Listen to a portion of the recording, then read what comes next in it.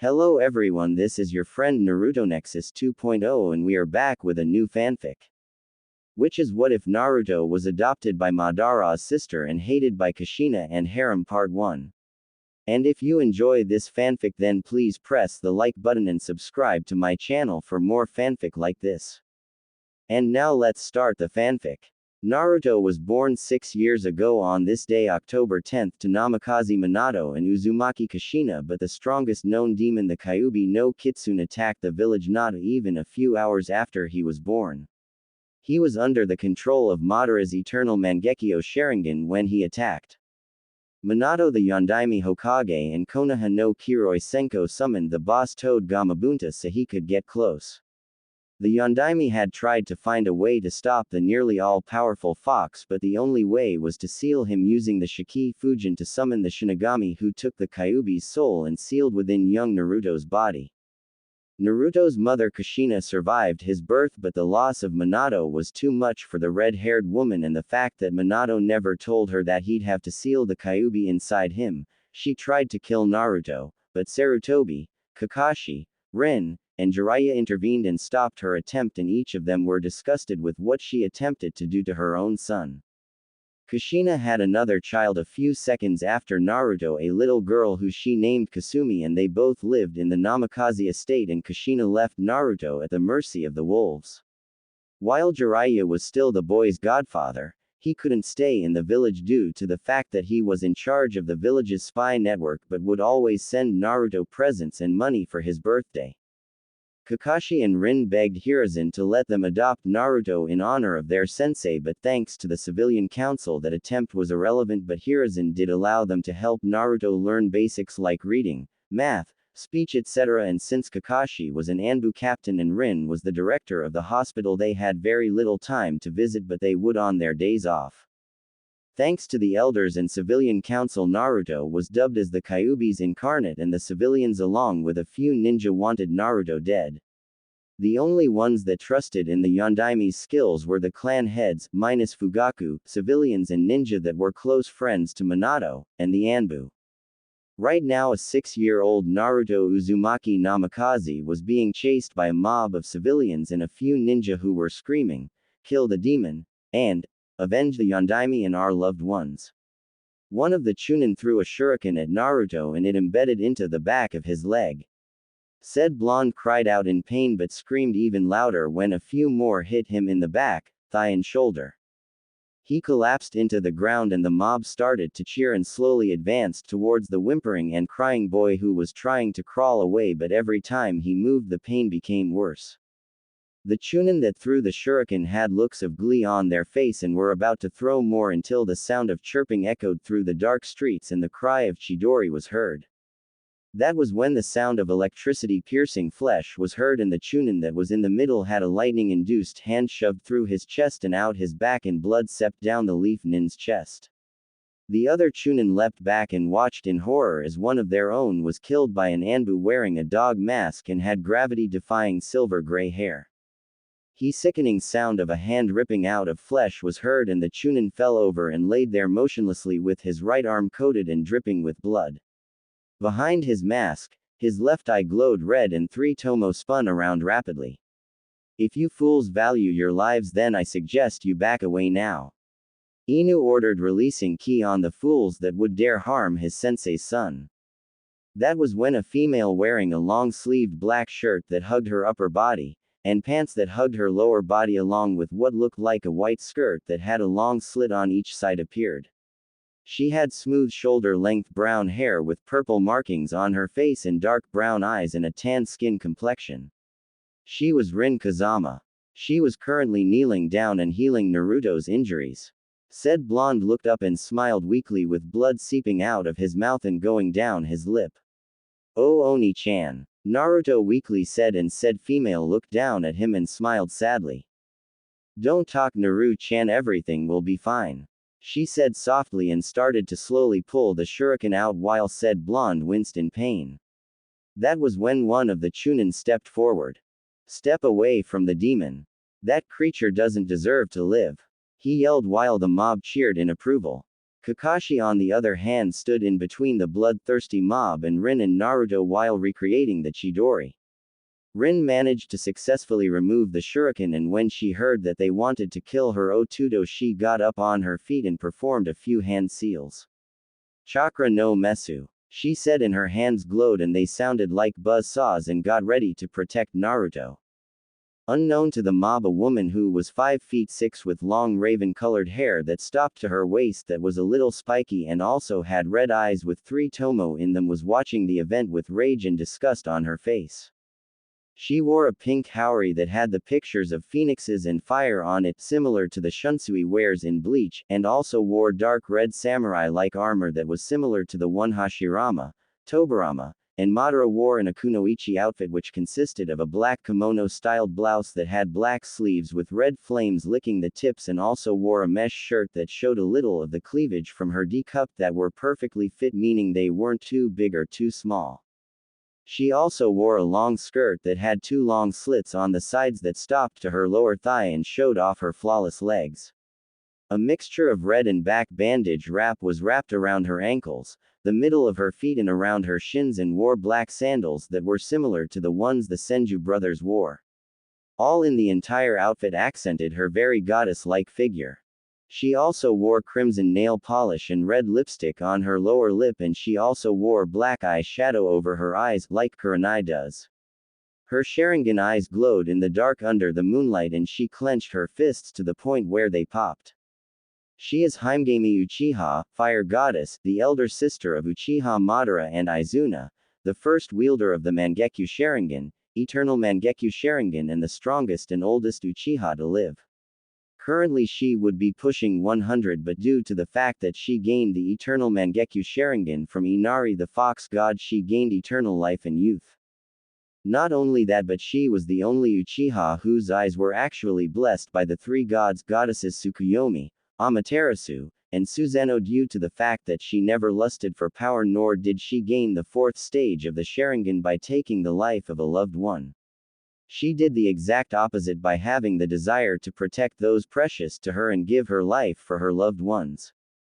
Madara Otudo, you fool, look at what you've done. You have condemned an innocent child to a life of suffering for your own foolish ambitions, and worse, you took his family away from him. I should have finished you off after Hashirama-kun defeated you. Himegami though, and then she closed her eyes and opened them, revealing her Eternal Mangekyo Sharingan.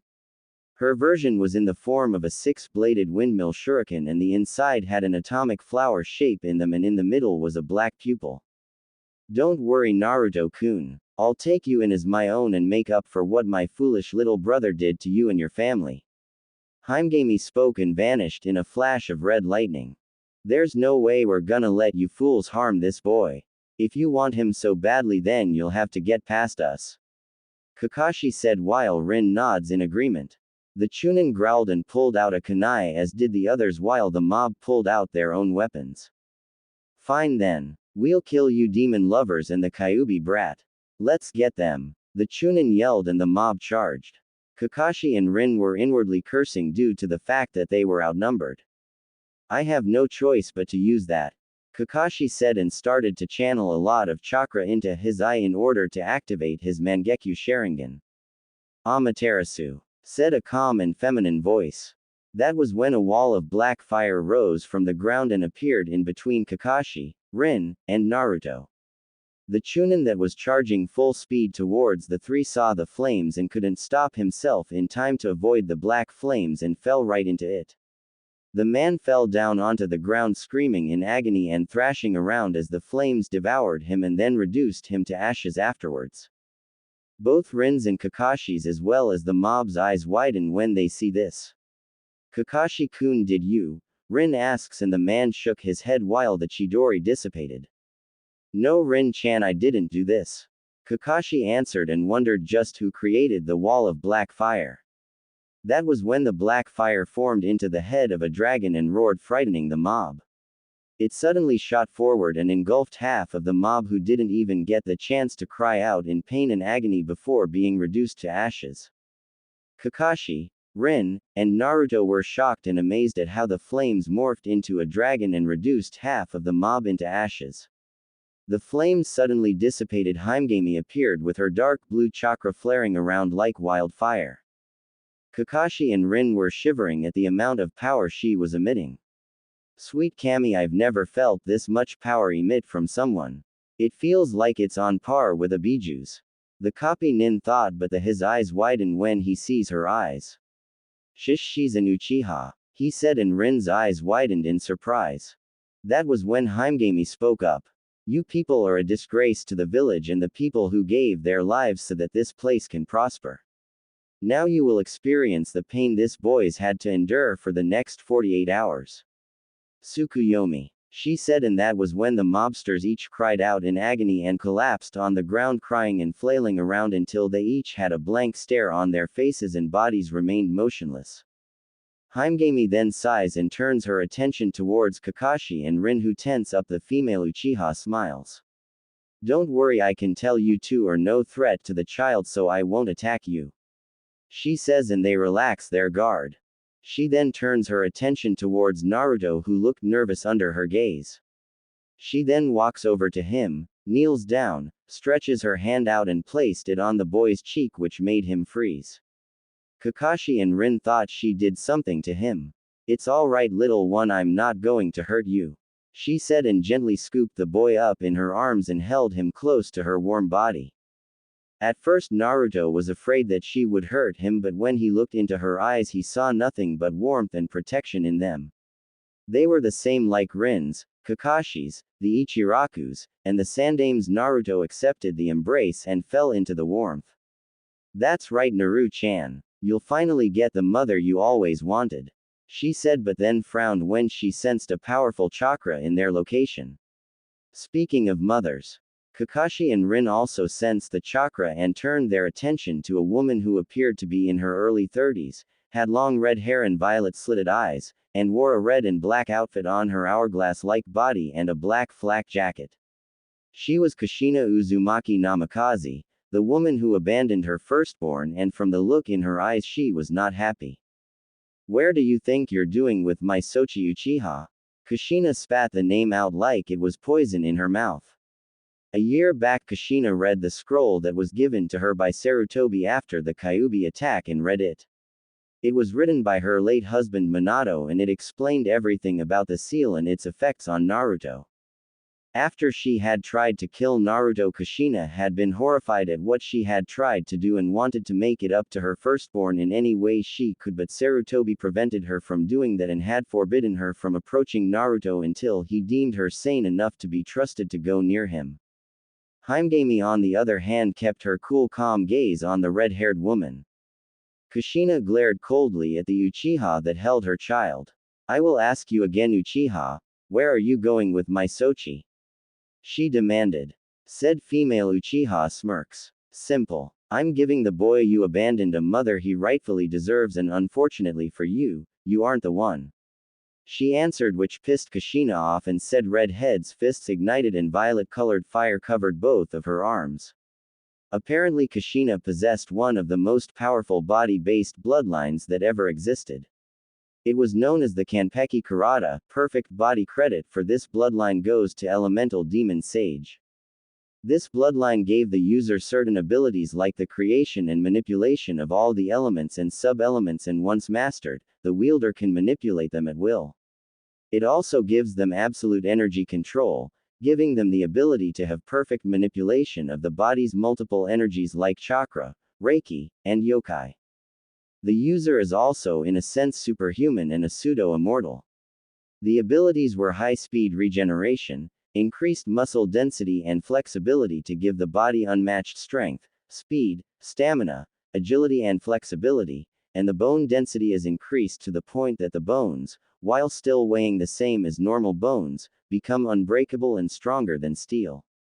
They are also immune to all forms of poison, toxins, diseases, and their body's immune system can easily identify a new poison that enters the body, breaks it down and turns it into antibodies that can destroy any new substances that enters the body. You are not taking him anywhere. I brought him into this world and I won't let a power-obsessed jutsu-stealing thief take him away from me, the redhead proclaimed. Heimegame's eternal Mangekyo Sharingan glowed red and cracks started to slowly form in the ground. Kushina the Sandame Hokage forbade you from going anywhere near Naruto-kun until he dubbed you ready. Rin yelled, making Kushina glare at her. Shut up, Rin. I could care less what that old fool told me what to do. She yelled back, but that was when Kakashi appeared between Kushina and Heimgame, who raised an eyebrow. Kushina, you will back away from the boy and go back home. You are treading on dangerous grounds by disobeying a direct order from the leader of the shinobi forces of this village, and that action is close to being counted as treason. This is your final warning. Go home or you will be arrested. Kakashi stated and was slowly reaching for his ninjutsu. Kushina, on the other hand, was growling and the flames dancing around her arms expanded. I'm taking my Sochi back and no one is gonna keep me from bringing him back. Hokage's orders be damned, she screamed, which caused Kakashi and Rin's eyes to widen in shock. Kakashi sighed heavily and his eyes were cold as ice. Then I have no other choice but to, he started to say until Heimgame placed a hand on his shoulder and he looked over to see her calm yet deadly expression. Please take the boy and step back to where your friend is, she said. Kakashi blinks for a while but then he nods and takes Naruto out of her arms. After that he moves over to Rin and was still confused. Why do you want us to? Kakashi started to ask, but that was when he, Rin, and an unconscious Naruto were sucked into a dimensional void created by Heimgame's M's. Kushina's eyes widen in shock when she saw that. What did you do? Where did you take my son? Kushina screamed, demanded, while the longest living Uchiha brushed her hair back a little. I used a Jikuken ninjutsu, space-time technique, and sent them to a different dimension where they'll stay for now, she explained, which infuriated Kushina.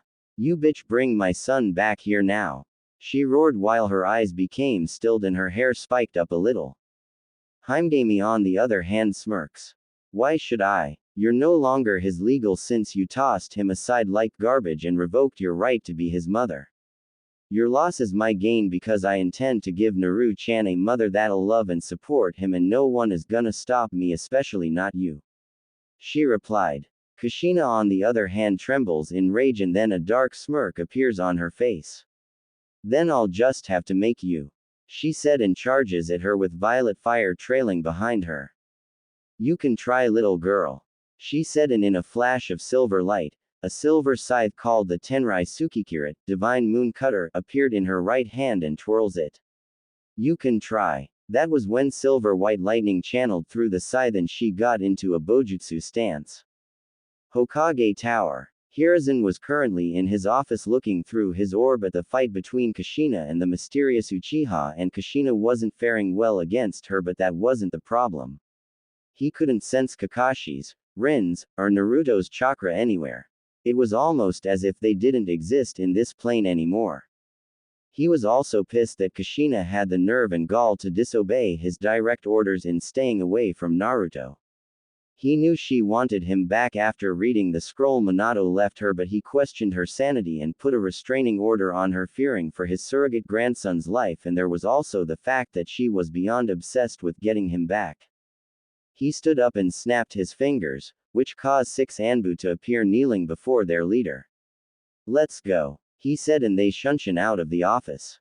Konoha Square. Almost half of the square was in ruins.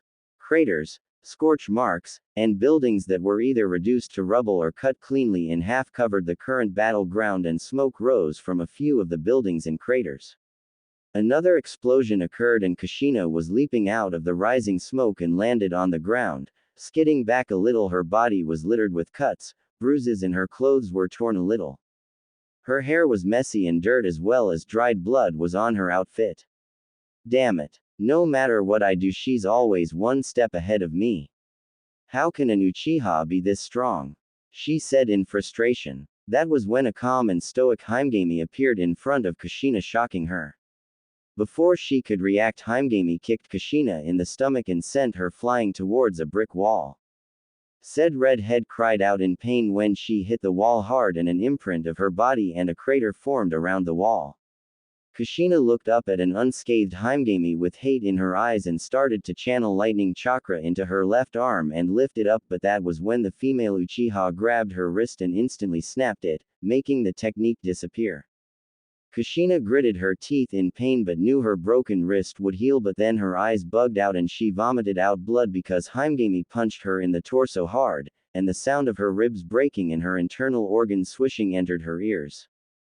Kushina was coughing violently while Heimgami lifted her arm over her head and kept her gaze on Kushina. "You foolish little girl, did you honestly think that you could best me?" she said in monotone. Kushina looked up at Heimgami with hatred and rage in her eyes, and metal formed around her right hand and she formed it into a fist. A frustrated yell escaped from her mouth and she delivered a bone-shattering punch onto Heimgami's jaw and made her head tilt back. Kushina smirks when she does this, but then her eyes widen in disbelief when she saw Heimgami just stare at her with her head tilted back. How? That punch should have crushed your skull." Kushina stammers out while the female Uchiha leaned closer to her face. "You don't get, do you?" she says, and then punches her in the gut so hard that the crater Kushina formed grew bigger and the ground trembled. She does this 3 more times until the brick wall crumbles and Kushina stumbles on her knees and blood seeps out of her mouth. Heimgami still had her grip on Kushina's arm and pulls her scythe off her back. She puts it in a reversed position and swings it upwards. Shling. A blood-curdling scream escapes from Kushina's mouth and blood sprays out of her stump of an arm and shoots out like a geyser. Kushina leaps away from Megami and clutches her stump of an arm while blood spilled from it and onto the ground.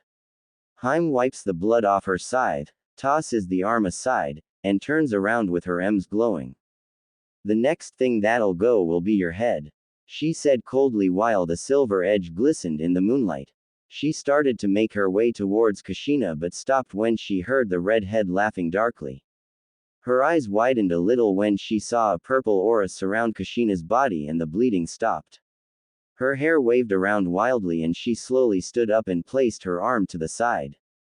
Kushina looked up and her slitted violet eyes were glowing and canines formed jutted out of her upper lip.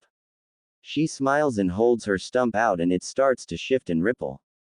She let out a painful grunt as a new arm shot out of the stump she used to have. Heimgami's eyes widened in surprise when she saw this.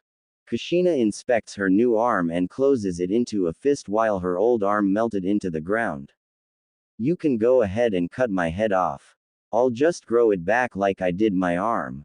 My Kekkei Genkai Kanpeki Karata practically makes me immortal.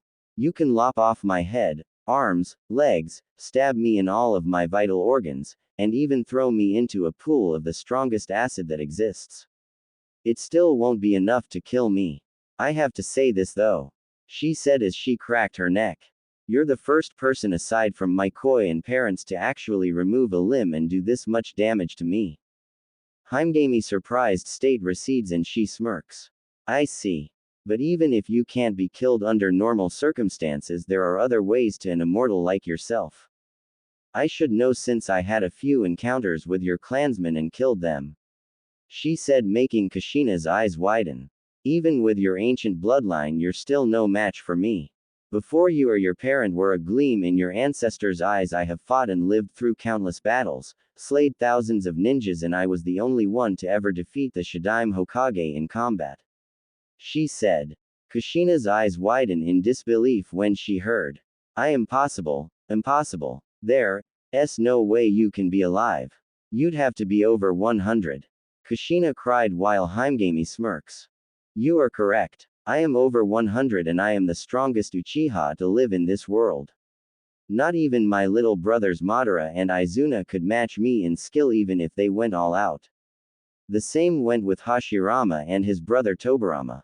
I am Heimgami Uchiha, the first Uchiha in history to gain every stage of the Sharingan," Heimgami states, but then she sensed something and smiled.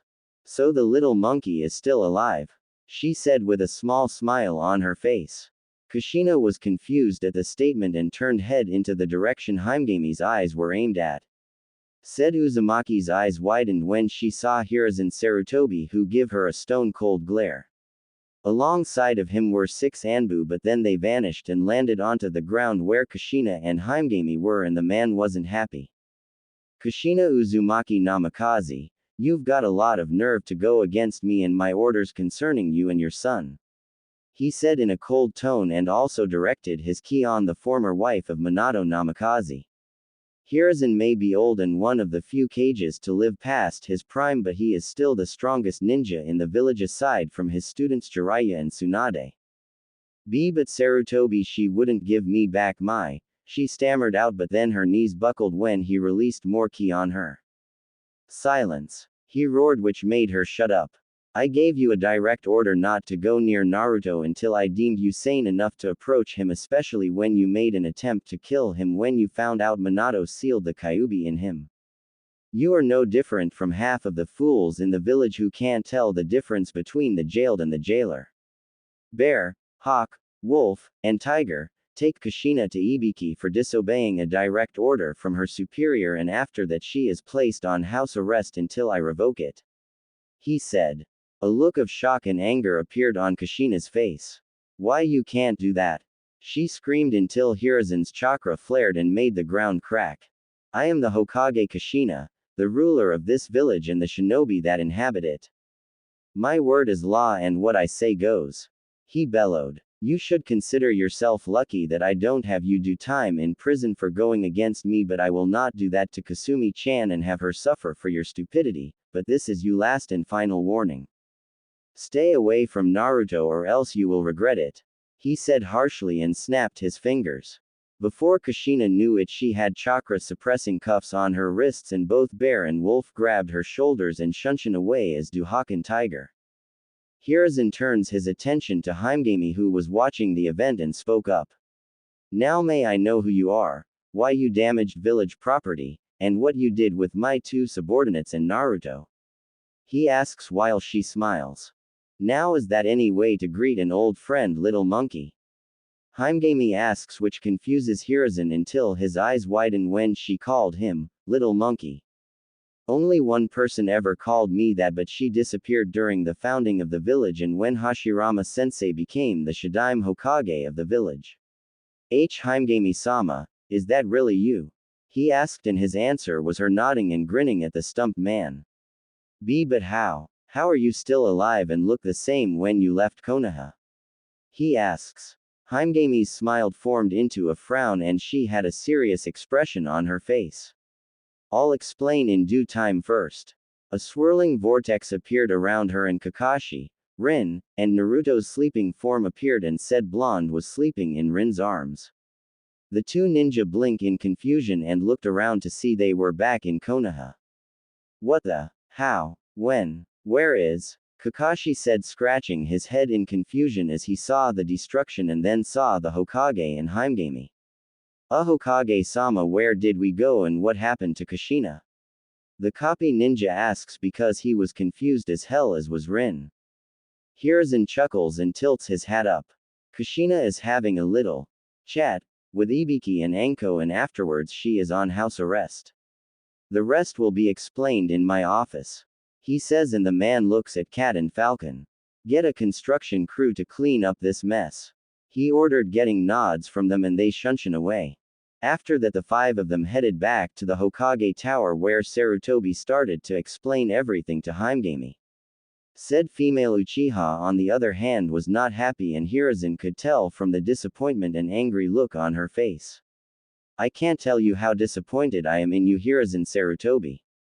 Your senseis would be displeased as well, she said while he sadly nodded. Kakashi and Rin were stumped though, seeing her berate their leader like a child. I know, Megami-sama, apparently my best wasn't good enough when it came to helping Naruto. I told Minato to let me perform the sealing so that he can look after his wife and children, but he was being too idealistic about protecting the village. I told him that while a person was smart, people were stupid, but sadly it was all in vain, and what made the matter worse was that those fools on the civilian and elder council spread a false rumor about Naruto being the Kyuubi's reincarnate. I was too late to explain the sealing to them, and those who told the people of the village about Naruto's condition remain unanimous. The only ones that are backing me are the clan heads. he explained while she frowned. So apparently the village that my best friends created with their own blood, sweat and tears is nothing more than a shell of its former self. What the hell are you doing letting their legacy be reduced to crap Hiruzen Sarutobi? She shouted as she focused a little of her ki on the man. You are the Hokage. This is a ninja village, not a damn democracy. Your word is law. Those civilians and elders that are on the council should have no form of power over you whatsoever, and you shouldn't be allowing a mob of blind and short-minded fools attack an innocent child in your streets. This is not what Hashirama-kun and Tobarama-kun created. They would never allow any child, especially a Jinchuriki, be treated like this, nor would they let the council be in control of things they have no say in. Wake the hell up and face reality, you stupid monkey, or I swear I'll make that beating I gave you when you were a snot-nosed gaki look like child's play. She yelled while Rin and Kakashi's jaws dropped. This Uchiha was around when the Sandaime was a kid, meaning she was around during the founding of the village, and they wondered just how was she capable of looking so young yet being over 100 years old. She's right. I let my trust in the village blind my judgment. What have I been doing with my sensei's legacy? They would be ashamed of me. He looked back up at Himegami with a different expression on his face, and she was smiling. His eyes burned brighter than they did before, and his facial appearance was not that of a weak old man. It was the appearance of a man who has fought, killed, and strike fear into the hearts of even the most dangerous shinobi. This was the man who fought in all 3 wars and lived. Glad to finally have you back, Hiruzen. Himegami thought. Thank you, Megami-sama, the fire that dwindled in my eyes has reawakened. He said in a strong and authority's tone. And I believe it's time for me to clean house and show these people why I was dubbed as the Shinobi no Kami. He says, and he was gonna make sure that no one usurped his authority ever again. Naruto woke up only to find himself in a dark and dank sewer. What the? Where am I? Naruto asks himself and looks around. We're in your mindscape, kid, said a deep and powerful voice which made Naruto look around frantically. Look behind you. The voice said again. Naruto turned his head only for his eyes to bug out when he found himself in front of a cage, and behind it was a pair of massive red slitted eyes staring down at him. The shadows moved away from the eyes and revealed the form of a large fox with 9 tails swaying behind him. Hello, kid, nice to see you aren't dead yet, because it would be a real problem if you did die. Kyuubi said while Naruto just stared at him, making the fox raise an eyebrow. Hey kid, are you okay? Naruto managed to snap out of his stupor and rub the back of his head nervously. Hey, sorry, it's not every day you meet a giant fox in your mindscape. Naruto replied, which made the fox's eyes widen. So you know who I am and why I'm sealed in you? Kyuubi asks, and Naruto nods. Considering the fact that I was born on the day you attacked the village, and the fact that the Baka villagers call me Fox Brat, Demon, and Monster, how could I not realize it? Naruto said while Kyuubi remained silent. I may be 6 years old, but I'm not an idiot. He deadpanned, which made the fox chuckle. You truly are an enigma, kid. Kyuubi states. Naruto rubs the back of his head and looks the other directions. That's what Inu Aniki and Rin Ne-chan said. So do you have a smaller form? Naruto asks Kyuubi, who smirks. His entire body glows red and it slowly shrinks until it's in the form of a full-grown adult male. When the glow died down, standing before Naruto was a man who appeared to be 5 feet 11. He is a fairly tall, lean-built person with peach skin, reddish-brown eyes, and orange spiky shoulder-length spiky hair. His outfit consisted of a black ankle-length black coat, or shikakusho, with red lining that is closed at his chest, and then left to flare out into ragged ends. His right arm was sleeveless and wore a black glove, while his left arm had a black sleeve and also wore a pair of black hamaka pants with tabi socks and sandals, Ichigo's Bankai form after he left the Dongai world. Naruto looked at the man with awe in his voice and couldn't help but admire his appearance, especially the color of his hair. Kyuubi raised an eyebrow at the boy's facial appearance. Is there something on my face, kid? He asks while Naruto shook his head. Wow, you have orange hair. he said, which caused Kyuubi's to eye him oddly. And your point? I was born with orange hair. He states, and his answer was Naruto shrugging. Oh, nothing. I think it looks cool, plus in case you haven't noticed, my hair is bright yellow like my old man's. He said. Kyuubi smiled at the praise, since when he was once human his hair caused him a lot of issues, but that was when he almost fell off his feet but caught himself. Whoa, hold on, you know that your dad is the Yondaime Hokage Minato Namikaze? He asked while Naruto nods. Well, yeah, I mean I look just like him minus the whisker marks. You'd have to be a total idiot to not notice it, Kyuubi. Naruto states while Kyuubi rubs the back of his head. You got a point there, and don't call me Kyuubi kid. The name's Ichigo Kurosaki. Ichigo states. Oh well then, Ichigo, may I ask why did you attack Konoha 6 years ago? The young blonde asks while Ichigo scowls at the memory. It wasn't my intention to attack your home, kid. Some tem in a spiral mask and a weird looking eye placed some kind of illusion on me and made do it. But before I explain the rest, let me tell you about my past life before I became a Kyuubi. He says. Council chamber. Every member of the council was now sitting in the chamber and were wondering why the Sandaime had called him. On the shinobi side were the clan heads Fugaku Uchiha, Hiyashi Hyuga, Shikaku Nara, Inoichi Yamanaka, Shuza Akamichi, Shibi Aburame, and Sume Inuzuka, and sitting beside her was Kuromaru. The three elders were Danzo Shimura, Koharu Udatane, and Homura Mitokado, while the rest consisted of civilians, and a part of them was a pink-haired woman named Akemi Haruno. Unlike the rest of the civilians, she honored her former friend's dying wish and saw Naruto as a hero and knew he was Minato's son. When she found out about what Kushina tried to do to her son, she was appalled. The three elders and other civilian members were responsible for the way Naruto's current life was and dubbed him as the Kyuubi's reincarnate, and either wanted him to become a weapon or removed from this plane of existence since he was a threat to Konoha. The clan heads, on the other hand, were on Naruto's side since he was the one keeping them from facing absolute destruction, and the fact that they knew how skilled Minato was in Fuinjutsu since he did create one that helped them end the last war, and they each knew that Naruto was Minato's and Kushina's son, but they were disgusted that Kushina abandoned him thinking he was the demon fox.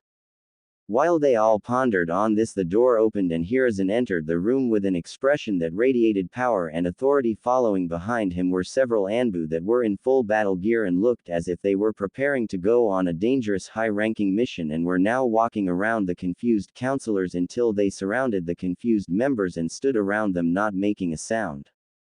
Hiruzen approached his seat, and the Anbu wearing the tiger mask salutes his leader, who smiles and nods, allowing his subordinate to stand at ease. After he sat down, Danzo decided to speak up. Sarutobi, what is going on? Why are there fully equipped Anbu in the chamber? He asked, demanded, but Hiruzen turns and sends an icy gaze towards the old war hawk, which makes the man's visible eyes widen a little and cringe a little. Let's get one thing straight here, Danzo. You will refer to me as Hokage-sama, and second of all, you don't question my authority. I am the leader of this village and you will show me some respect. He said in a strong tone and aims his attention at the others. The same goes for the rest of you. You may be members of this council, but I can easily remove you from your position of power and replace you with someone more level-headed. The elders, civilians, were surprised at his response to Danzo, and the clan heads and Akemi were amazed to see this change in Sarutobi and were wondering what made this change. Sume, on the other hand, was looking around and saw Kushina wasn't in the meeting. Hokage-sama. Hiruzen turns his gaze over to the Inuzuka matriarch. Yes, Sume, what is it? If I may ask, why isn't Kushina in the chambers? She asks while the man smiled a smile that made her cringe inwardly. Kushina is currently under Ibiki's care for disobeying a direct order from her superior, namely me, and is also on house arrest, so she won't be attending this meeting. Now then, I called this meeting to discuss a few things concerning a certain member who has been blamed for something he had no say in, as well as certain members of this council usurping my authority, and you will not speak out of turn or my Anbu here will escort you out of this chamber. Do you understand me? he said, getting a nod from the clan heads and one civilian, but then set his gaze on the elders and the rest of the civilians. That was when the leader of the Anbu spoke up at the other council members. The Hokage asked you a question, now you either respond to your leader or else. He emphasized else, and some of the members shot ki directly at the resisting elders and civilians, who shakily nod their heads while Hiruzen smirked. Thank you, Tora. Now then, as I was saying earlier, certain members in this council have been going against not just me and my authority, but the laws me, my predecessors, and late successor have created since the founding of this village. I consider the actions that have been committed as treason, and I will not tolerate such things in my village.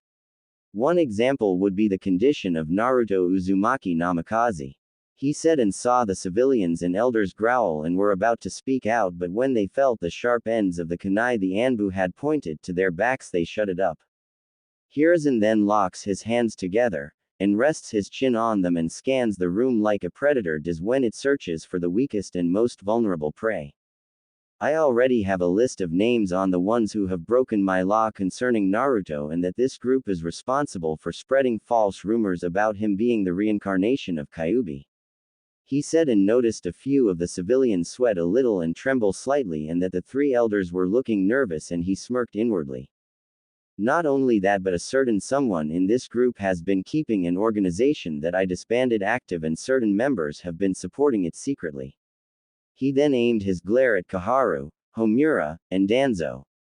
Care to explain yourselves? Kaharu, Homura, Danzo? You three, as well as the civilians, have been nothing but a thorn in my side since I reinstated myself.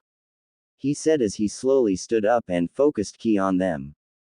I will not tolerate your actions, and as of now I am disbanding the Elder Council and removing the Civilian Council until further notice. Akemi, since you are in charge of the Civilian Council, you may still retain your seat and pick new members to join. He said, getting a smile and nod from the woman, and that was when the elders and civilians rose to their seats, yelling he couldn't do that and he was out of line. They instantly fell on their knees when ki flooded the entire room, but the clan heads and Akemi weren't affected. Anbu takes these civilians out of my tower and lock them up and prepare them for their execution tomorrow morning. They will be a prime example for those who want to go against my authority. He ordered the Anbu grab the civilians and shunshin out of the room with their prisoners, while Hiruzen set his gaze on his former teammates and Danzo. As for you three, for keeping a disbanded group active and performing illegal acts that are considered treason, I sentence you both to death immediately. He said, which made their eyes widen. Think again, you old fool. Root. Danzo cried out, waiting for his soldiers to appear and deal with his rival, but they didn't. The smile on Sarutobi's face made the man pale. Oh, I don't think your soldiers will be helping you this time, Danzo, right, Himegami? Sarutobi said, which confused the clan heads and elders until a pair of red eyes with three tomos and a black pupil appeared from the shadow in the wall. Right, Hiruzen, she said in a cold tone and stepped out of the shadows. Their eyes widened when they saw this woman step forward and settle her gaze on the elders. And as you requested, I destroyed Danzo's little group. She answered. Who are you? Homura asks. Himegami said nothing and activated her eternal Mangekyo Sharingan. Amaterasu. A torrent of black flames engulfed Kaharu, Homura and Danzo, and their blood-curdling screams echoed throughout the room until they were no more and were reduced to ashes. Everyone, especially Fugaku's eyes, widened when they saw this, and Himegami dissipates the flames, leaving 3 scorch marks on the floor. Good riddance, she said, and turned her attention to the clan heads, who were stumped at what they saw. Himegami raised an eyebrow and had a look of amazement on her face. What? Is there something on my face? She asks. Fugaku took a good look at Himegami and his eyes almost bulge out of their sockets. Why, you're unbelievable. You're Himegami Uchiha, the first Uchiha in history to ever gain the and master every form of the Sharingan. He said, which caused every clan head including Shikaku to look at the man in shock and disbelief. Sarutobi, on the other hand, raised an eyebrow. So you know of your ancestor Fugaku? The professor asks and gets a questioning look from the man. But of course, Himegami-sama is a legend in our clan. One even greater than Madara Uchiha. She was not just the first one to master every form of our clan's dujutsu, but she also possessed the Enten element or blaze release, which is the combination of fire and lightning. Not only that, but her skills in the Kaden element were unrivaled, since she could manipulate it the same way the Nadaime could with water. She was also the only one who could take on the Shodai and Nadaime at the same time back during the clan wars. There is not an Uchiha alive who comes close to matching her skills. He explained, which caused every member in the room's eyes to bug out of their sockets. Himegami, on the other hand, had a smirk on her face. Glad to see my former clan keeps up with their history, she replied, which made the current clan head raise an eyebrow. What do you mean by that, Himegami-sama? He asked while she set her gaze on him. During the creation of the village, after my younger brother Madara made an attempt to try and gain the title of Shadaime, believing that Hashirama would force our clan to submit under the Senju clan's rule, and wanted to have our clan rebel against the idea, but sadly they went against him and he left, leaving the clan leaderless. I offered to take his place and help lead them, but they didn't like. The eldest didn't like the idea of being told what to do by a female, she said with a scowl on her face, which made Sum and Akemi growl and muttering something about males being pigs, which made every male in the chamber sweat drop. But that's not what pissed me off. They found out that my final level of the Sharingan was hereditary and would be passed down onto any children I had, so they demanded that I be turned into a breeding factory in order to make the clan stronger, she said while her eternal Mangekyo Sharingan glowed red and a dark smile appeared on her face. And for those who liked the idea were killed by me and sent to their family members in pieces, she finished, which made everyone in the room pale. So after that little event, I decided to exile myself from the clan and leave the village to see what the world looked like. Shikaku could already tell that this female was dangerous, and she was even scarier than his wife Yoshino, Sum, and Tsunade. Who was he kidding? Those three got nothing on her. Hey, whoever said hell hath no fury like a woman scorned must have been an expert or victim in the saying. The shadow user muttered, getting nods from his comrades and a smirk from Sum. Anyhow, I don't plan on rejoining the clan Fugaku-san, so don't bother asking, she states, getting a nod from the man. It's a shame, but I understand, Himegami-sama, Fugaku replied, getting a smile from the female Uchiha. Now then, Hiruzen, I would like to ask a favor from you, she said, getting the attention of the veteran of 3 wars. It's concerning Naruto Uzumaki Namikaze. I would like to adopt him, she states, making the man's eyes bug out, and so did the others. Each of them made attempts to adopt the boy, but the elders and civilians made laws that kept them from doing the act. Sarutobi regained his composure and sighed sadly. As much as I would like to, I can't, due to the fact that former members in the council made a law that prevented anyone inside the village from adopting Naruto, he answered, and that was when Himegami, in a sly smirk on her face.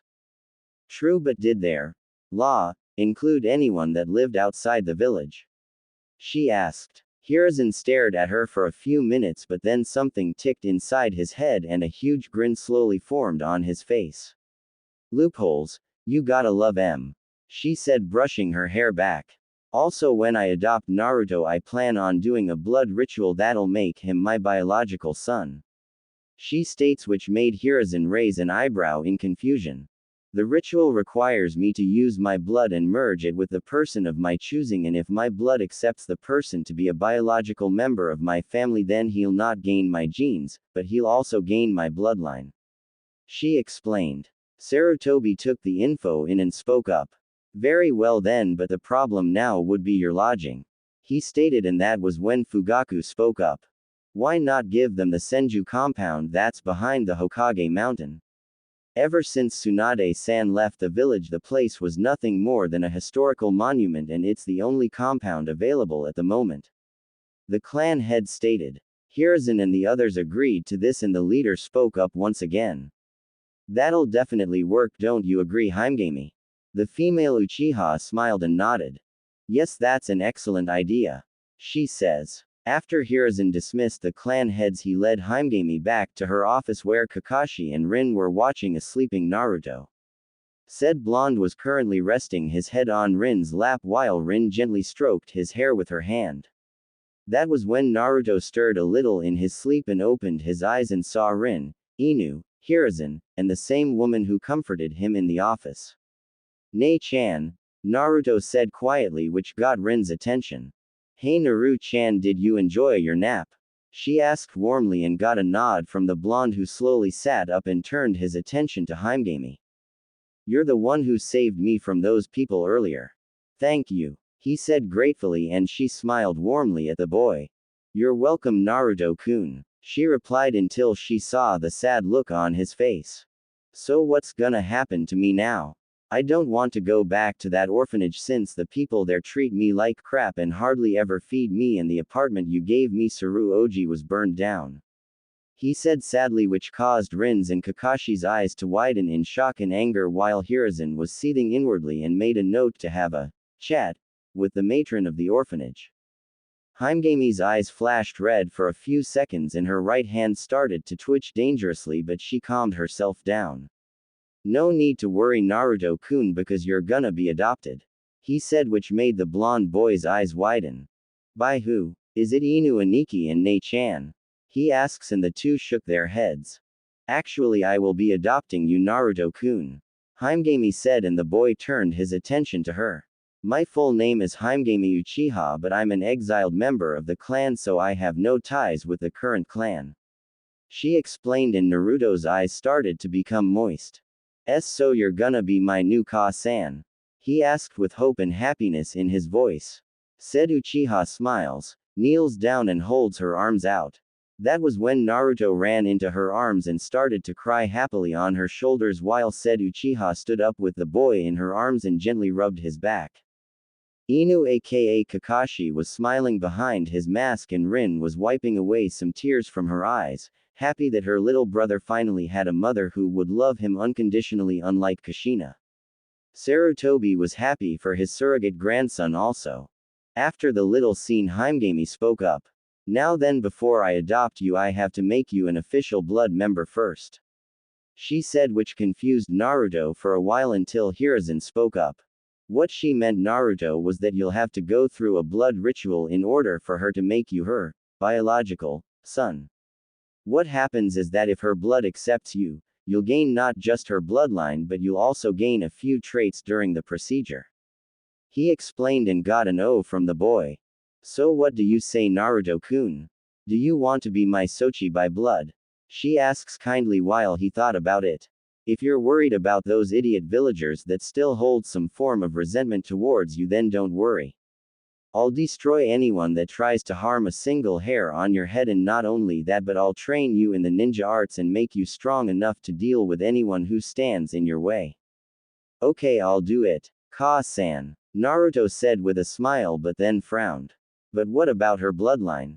Naruto asked, which made Himegami frown a little as well.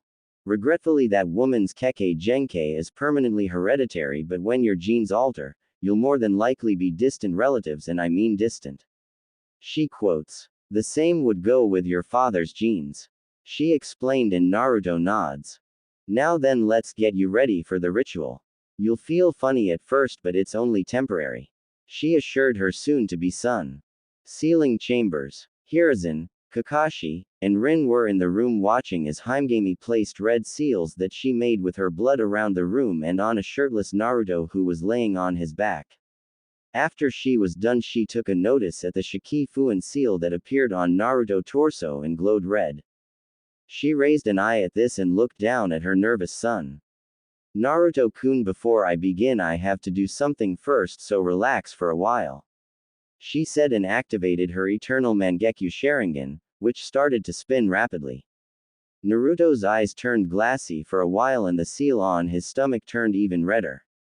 She then does a ram seal and says Fuin, similar to how Madara extracts Kyuubi from Kushina. The seal started to slowly melt away while reddish-orange bubbling chakra rose out of the seal, which made Hiruzen's Kakashi's and Rin's eyes widened and were gonna stop her until the chakra landed right next to Himegami and escaped from Naruto's body until it was no more and started to take on the form of a full-grown man, revealing a man with dark spiky and mop-like shoulder-length orange hair wearing all black outfit. Said man was kneeling down and rose to his feet shaking his head. Man, what a rush, he mumbled and saw the three ninjas staring at him with owl-like eyes. Ichigo blinked a few times and rubbed the back of his head. Hey, how's it going? He asks while Kakashi pointed at him with a trembling finger. Kei Kyuubi? He asked while Ichigo looked at him with a raised eyebrow. Yeah, that's my title, but call me Ichigo, and no, I'm not gonna raise this village to the ground unless you give me a reason to. He said in a serious tone. The kid told me about what his life was like since I was sealed in him by his old man, and I have to say half of the people in this village are idiots, especially that bitch of a mother he had. Don't be too surprised if she ends up in the hospital by mysterious circumstances. He said and turned his attention to Himegami. And felt his face heat up. Whoa, she's gorgeous. And I though Yoruichi was hot. He thought and looked away and for some reason found the ceiling interesting while Himegami blushed a little when he stared at her, but it wasn't one full of lust or perverted like most men. She shook the thoughts off when she heard Naruto groan a little. Alright then, now to perform the ritual, she said and pulled a kunai out. After that, she used the sharp end and cut it across her palm, making blood seep out of it. Next she took Naruto's hand and used the same kunai to cut his palm open while Naruto bit his lip from the sharp sting. She placed her bleeding palm over his, squeezed it, and the blood dripped from her hand and onto his. Afterwards she started to perform a long chain of seals, and the seals on the ground and around Naruto's body started to glow red. After doing around 99 seals she stopped at the 100th one, which is a ram seal. Naruto's eyes widened and felt a weird sensation go through his body while the seals started to snake up his body and seep into Naruto's body. This went on for at least 10 minutes and the seals suddenly died down and Naruto's body changed a little, having a light tan complexion. His blonde hair was a little darker, with it being shoulder length and his bangs being jaw length, like Minato's was when he was younger. He also had some black streaks in his hair, making him an Uchiha. He also had a pair of canines jutting from his upper lip and his whisker marks were gone. Once the ritual was complete she lets out a sigh of relief and brushes a strand of hair back. Naruto slowly opened his eyes, which were cerulean blue and had slitted pupils, and groaned. Himegami helped him up and set her now biological son on her lap. How do you feel, Sochi? She asked. I feel funny, but other than that I'm okay. Wait, did you say Sochi? He asked and she nodded. So the ritual worked and now you're my Ka-san. Tears formed in his eyes while she smiled lovingly at him and once again nodded, which resulted in Naruto once again hugging her and crying tears of joy. Himegami wrapped her arms around him and kissed him on the top of his head, and she too was happy that she got to have a son to love and support. Ichigo smiled at the sight since it reminded him of when he was with his mother. I'm happy for you, kid. I don't know how, but I'm gonna make it up to you for ruining your life for the last 6 years, and I swear the next time I see that bastard Madara I'm gonna rip his head from his shoulders. He thought with his eyes flashing red for a few seconds. After the ritual, Himegami gave Naruto some new clothes and Sarutobi gave her the official adoption papers, and Ichigo explained to Hiruzen why he attacked Konoha and that he used to be a soul reaper for the Shinigami King and defeated a rogue by the name of Aizen but lost his powers in the process, but the backlash of the fight transformed him into a kitsune with 9 tails, thus dunning him as the Kyuubi no Kitsune. Next, Hiruzen escorted the three to the old Senju compound that was in top condition. The reason why is that Hiruzen always had it cleaned twice a month, and thanks to the repair seals, security seals, and barrier that kept intruders out, it remained like it was during the formation of the village. Once they got settled in, Naruto was sound asleep in his new bed. Ichigo was currently sitting on the wooden floor outside the compound looking up at the moon until the slid door opened up and Himegami walked out with 2 cups of green tea on a platter. She also wore a silky red robe that hugged her body and on it were white flowers. Hey Ichigo. Haimgami said, getting his attention, and it took all his willpower not to pass out from a nosebleed he was getting, but managed to shake it off. "Oh hey Haimgami-san," he said while she sat down next to him and set the tea down. "Just call me Haimgami, I'm not the type to deal with suffixes," she assured, and got a nod from him.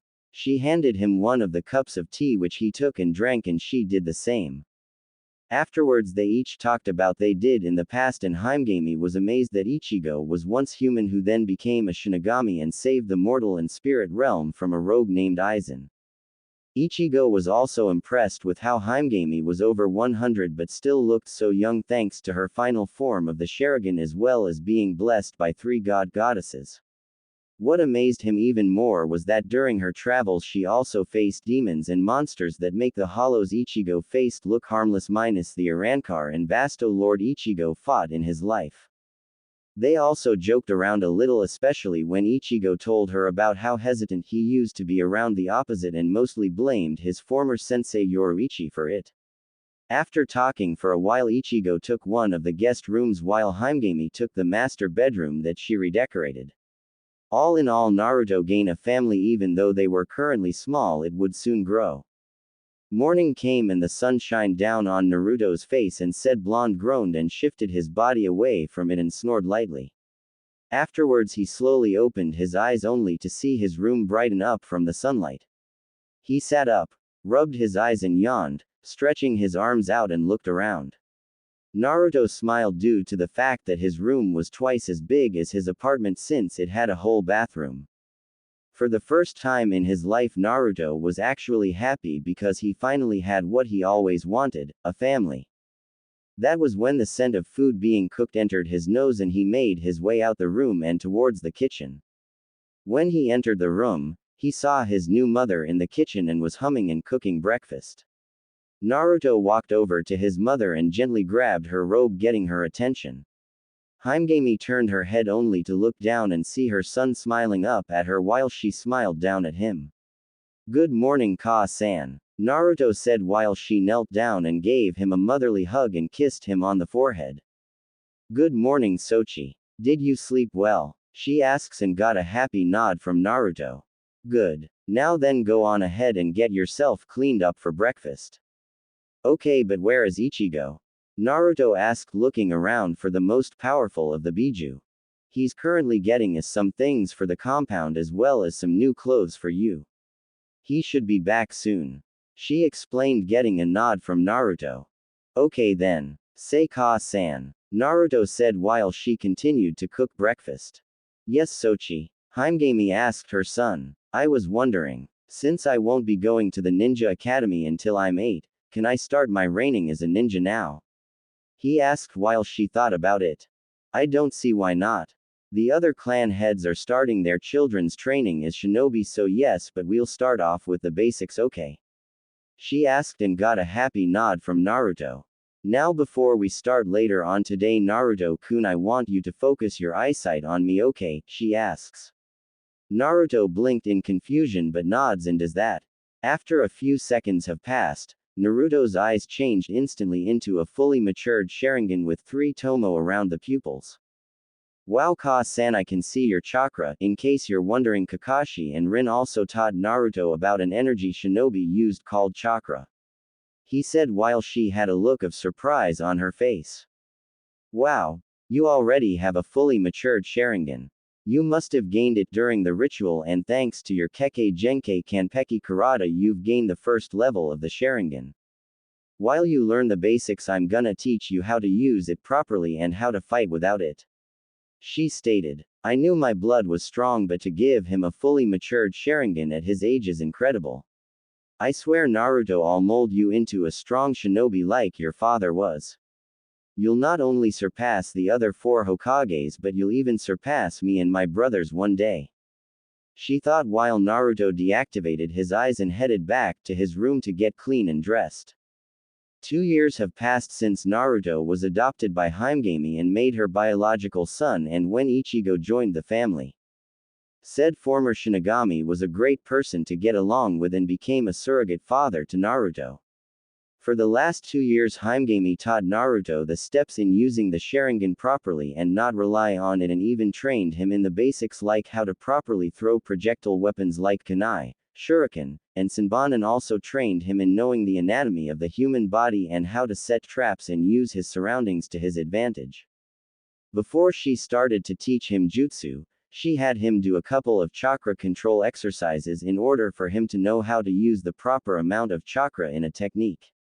So far he knew the tree climbing, advanced tree climbing, water walking, and advanced water walking, swimming exercises. Afterwards she taught him how to perform the 12 hand seals and which ones are better suited for certain elemental jutsu. Thanks to his Kanpeki Karata, perfect body, bloodline, he had an affinity for all the main elements and sub-elements including rare ones.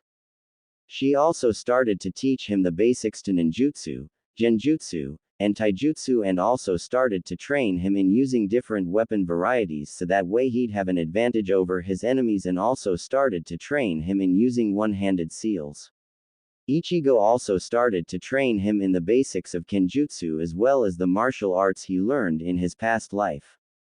Right now 8-year-old Naruto was watching Himegami performing a fire jutsu known as the Gokyaku no Jutsu near a large lake that was located behind the compound. Naruto currently had shoulder-length hair with black streaks on the bangs, and he also had a long spiky ponytail that stopped to his upper back. He was wearing a red short-sleeved shirt with black flames on the hem of the shirt as well as the sleeves, and also had the leaf symbol and the kanji fire on the back of it. He also wore black cargo shorts that stopped below his knees and black sandals and appeared to be very fit for a kid his age. He watched his mother end the jutsu and motion for him to come forward, which he did. She made sure that he was capable of using hand seals as well as one-handed seals at the level of a chunin before teaching him any elemental jutsu. Once he accomplished that thanks to his photographic memory, she started teaching him fire jutsu. Now it's your turn to give it a shot, Sochi, and remember to keep the power, speed, control and amount of chakra in balance. She instructed and got a nod from him. Hi Ka-san, Naruto said and turned his attention towards the lake. He started to perform a series of hand seals, stops at the tiger seal, and inhales air into his lungs. Kaden Gokyaku no Jutsu. He then exhales and released a torrent of fire across the lake. Himegami used her Sharingan in order to get a good inspection of the jutsu and smiles. Naruto ends the jutsu, lets out a sigh, and turns around to see his mother smiling. Excellent job Naruto-kun, you managed to keep the jutsu balanced. She said while I smiled at the praise she gave him and then spoke. Seika-san, since you said your eternal Mangekyo Sharingan is hereditary, would it be possible for me to gain it? Naruto asked Himegami. It is a possibility Naruto-kun, but you'll probably gain your version once your Sharingan has reached its limit and it'll evolve to the final stage, thus you won't have to worry about any of the side effects except for chakra depletion. She said while Naruto nods. So are you excited to be entering the academy tomorrow? Naruto smirks and nods. Hi, I'm ready since you and Ichigo helped me get a head start.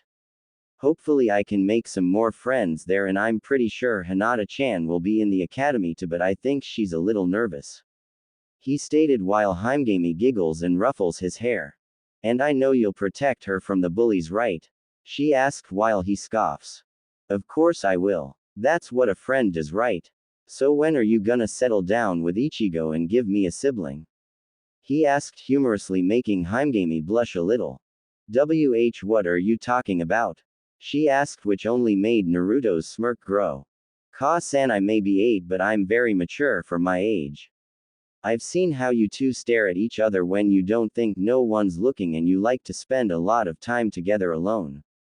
He emphasized, which makes the blush on her face grow. Well, you see, she stammers out until Ichigo appears. Hey you two, he starts to say until he saw Himegami blushing and looking away while Naruto smirks at Ichigo, who pales inwardly. Oh crap, he knows. So when's the wedding, Ichigo, or should I say Tu-san? Naruto emphasized while Ichigo's face heats up, but then it ends and had a puzzled look on his face. Wait, Tu-san. So you'd actually think of me as a dad even though I'm the Kyuubi? He asked while Naruto shrugs. Yeah, I mean you did teach me some things which most dads do for their kids, plus I think you'd be a great husband for mom. He answered while Ichigo chuckles nervously and rubs the back of his head. Well, that's completely up to Himegami-chan Naruto. Anyways, we should go on ahead and head to the Ninja Academy since the coronation is in a couple of hours. He stated. That was when Himegami spoke up. Also, Naruto-kun, don't be afraid to show your skills and show them what a true ninja is capable of doing. She stated due to the fact that most kids his age only wanted to be ninja to either be heroes or gain a reputation, but Naruto understood the true reason being a shinobi, and the blonde nods. Hi Ka-san, Naruto said while she smiled. After that the three headed to the academy for the coronation. Ninja Academy coronation. During the coronation where Hiruzen the Sandaime Hokage made his speech, Naruto looked around the crowd and saw some of the clan heads as well as their children, along with some non-clan ninja parents and their children, and some civilians and their children. Naruto already knew a few of them, but when he saw Kushina a frown formed on his face, but he chose to ignore her appearance and saw Kasumi, who looked like a miniature version of Kushina but wore red sweatpants with a jacket and a blue shirt. He also saw Hinata and her younger sister Hanabi along with Hiashi and Hikari, Hiashi's wife. Himegami managed to help Hikari with her condition when she was giving birth to Hanabi and found a way to cure her illness completely so that she didn't die from giving birth, and Hiashi was eternally grateful.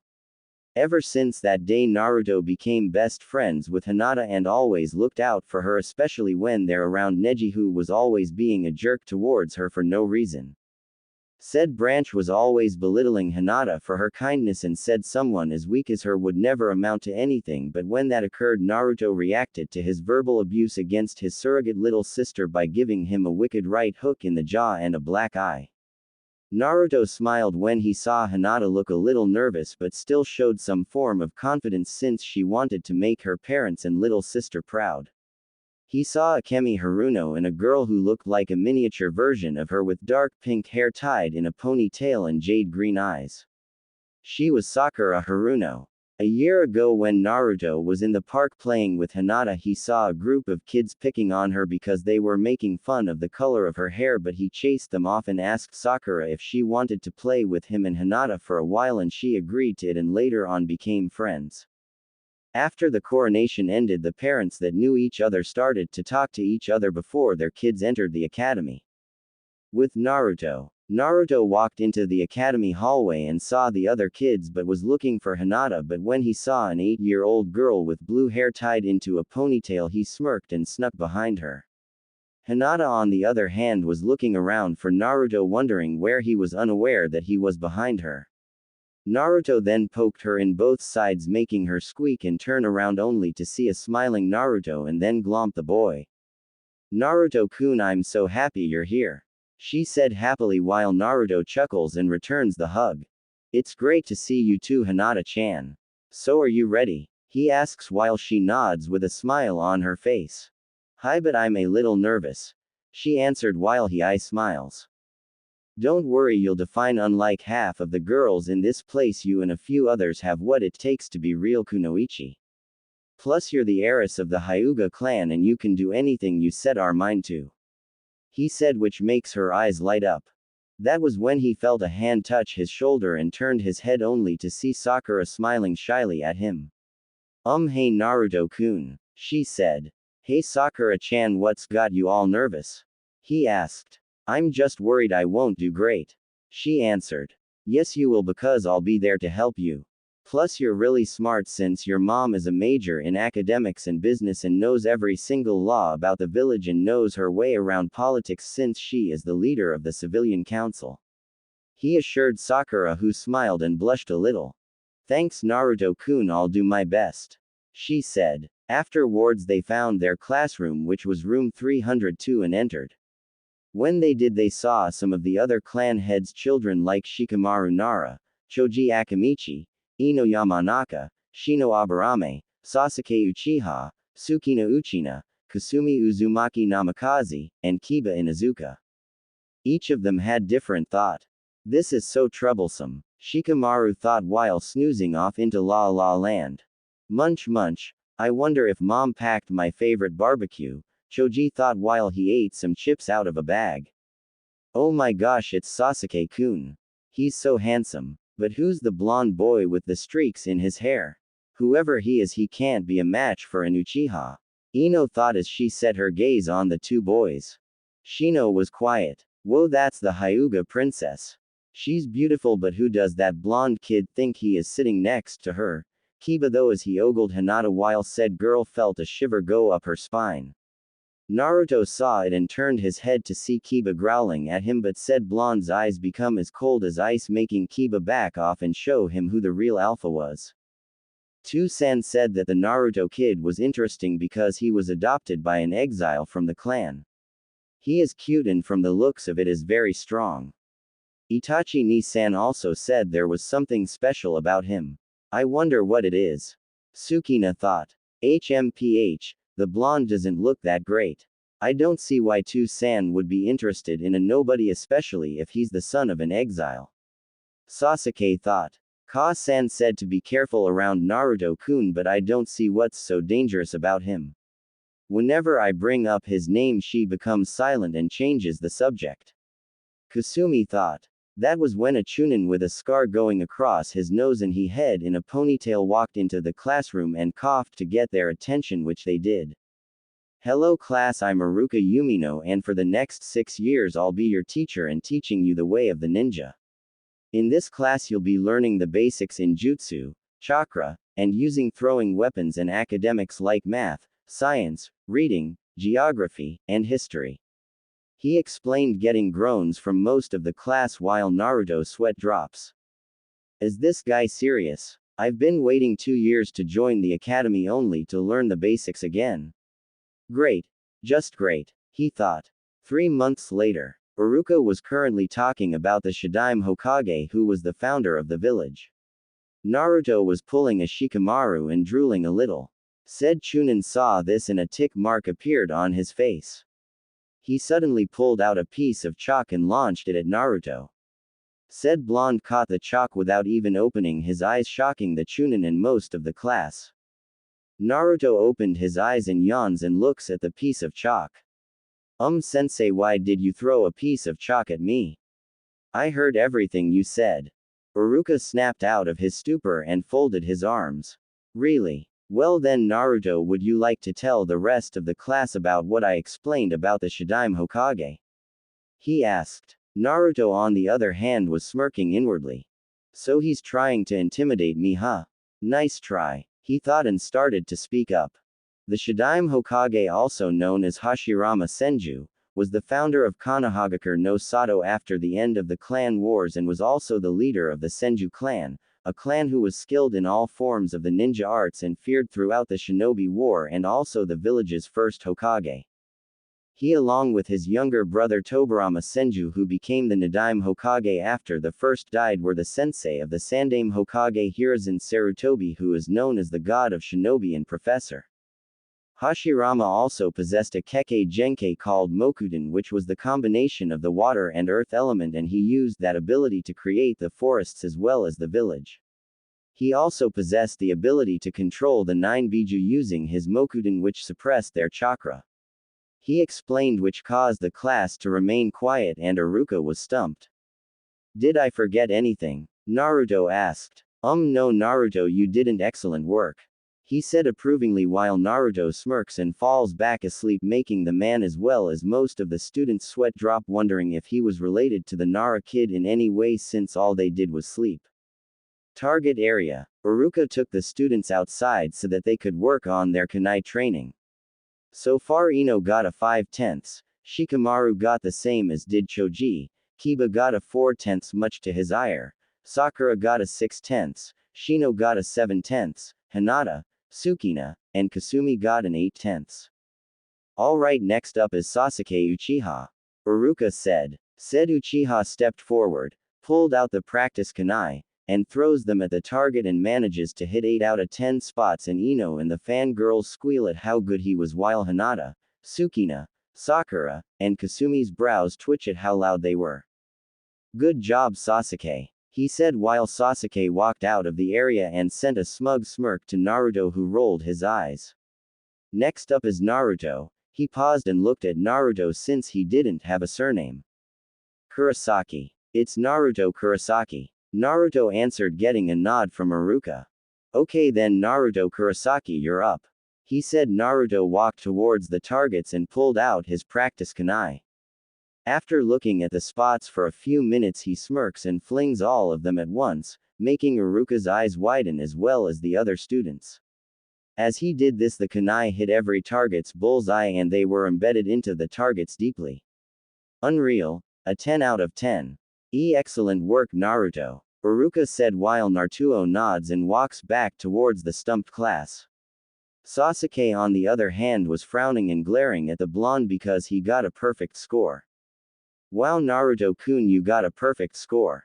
That's awesome, Hinata said, and Sakura nodded. Yeah, Naruto-kun, that was amazing, she said while Naruto smiles. Thanks, my Ka-san trained me to use projectile weapons properly for the last 2 years. You two also did great, especially you, Sakura-chan. You scored 6 out of 10 on your first try. You must have been practicing, he stated while she blushed at the praise he was giving her. A month later. So for the past 3 months, the students each did the other courses of training like the ninjutsu training, genjutsu training, and taijutsu training, which Naruto managed to score all perfects in, especially when he went against Sasuke during the taijutsu matches. Flashback. Okay, the last two to spar in a taijutsu match are Naruto Kurosaki and Sasuke Uchiha, he said while the two each walked into the ring, and Sasuke had a smirk on his face while Naruto remained impassive and focused. So Hinata, who do you think will win? Sakura asked her friend, who just grinned. Naruto-kun, of course, she answered while Ino and Amy, another fangirl, scoffed. Please, he got lucky in those matches. I bet Sasuke-kun's gotten even stronger, Ino stated. Yeah, there's no way he'll win this time, Amy said while the other two girls rolled their eyes. Ino, how many times has Naruto-kun faced Sasuke and beat him? Hinata asked while Ino blinks and thinks about it. I don't know, I think 20. She answered. 29, but close enough. And how many times has Sasuke beat Naruto? The Hyuga heiress asks. Quote, quote. Ino remained silent while Hinata smirks. That's what I thought, she said, which made Ino fume. Look, Hinata, the match is starting, Sakura said, getting Hinata's attention. Iruka explained the rules in the match, stating that only taijutsu was permitted. Anything else would result in the person being disqualified. Afterwards, he jumped back and watched the two get ready to fight. Ready to lose, Kurosaki? Sasuke asked with a smirk on his face while Naruto looked bored. That's my line, Uchiha, since every match we had you lost, he stated, which made the boy scowl. Those matches were only pure luck. This time I'll show you what an elite from a prestigious clan can do, he proclaimed while Naruto raised an eyebrow. So you're telling me that having your kick 29 times and tasting the pavement are all counts of pure luck? I think your mother dropped you on your head when you were born, he stated, making Sasuke fume and some of the students to snicker. Sasuke suddenly charged at Naruto with his left fist back and aimed for his jaw.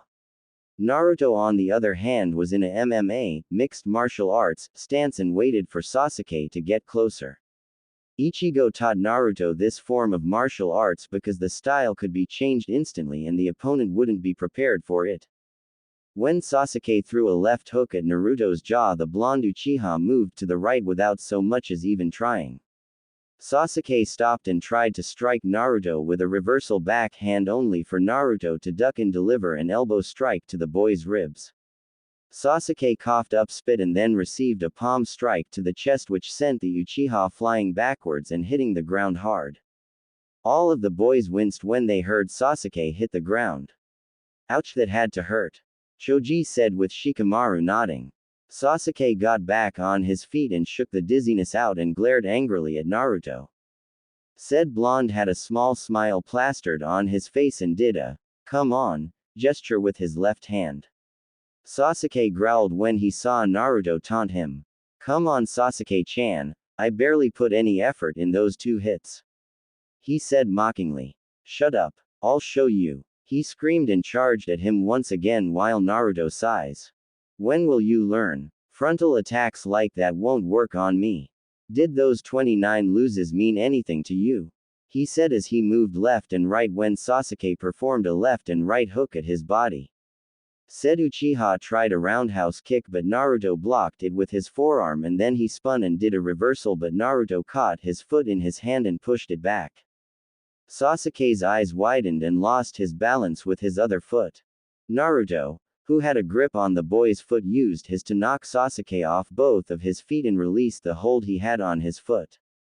Once again Sasuke fell flat on his back and cried out in pain while Naruto looked down at him. Is that all you've got? Seriously, how can you be related to someone as skilled as Itachi-san? At the very least I can get a decent fight from your sister who can very much make me try to earn my wins. You're not even considered to be a warm-up for me. He said, which only made Sasuke seethe in anger. You're ignorant, and you think everyone's below you just because you hail from a clan who helped found the village. Not only that, but you're easy to anger, which will be your downfall in the future, so lose the attitude and the ego cause it's really annoying. He said. Sasuke charged blindly and threw a series of punches and kicks at Naruto, who evaded them all with little effort. Don't talk down to me like you're my better.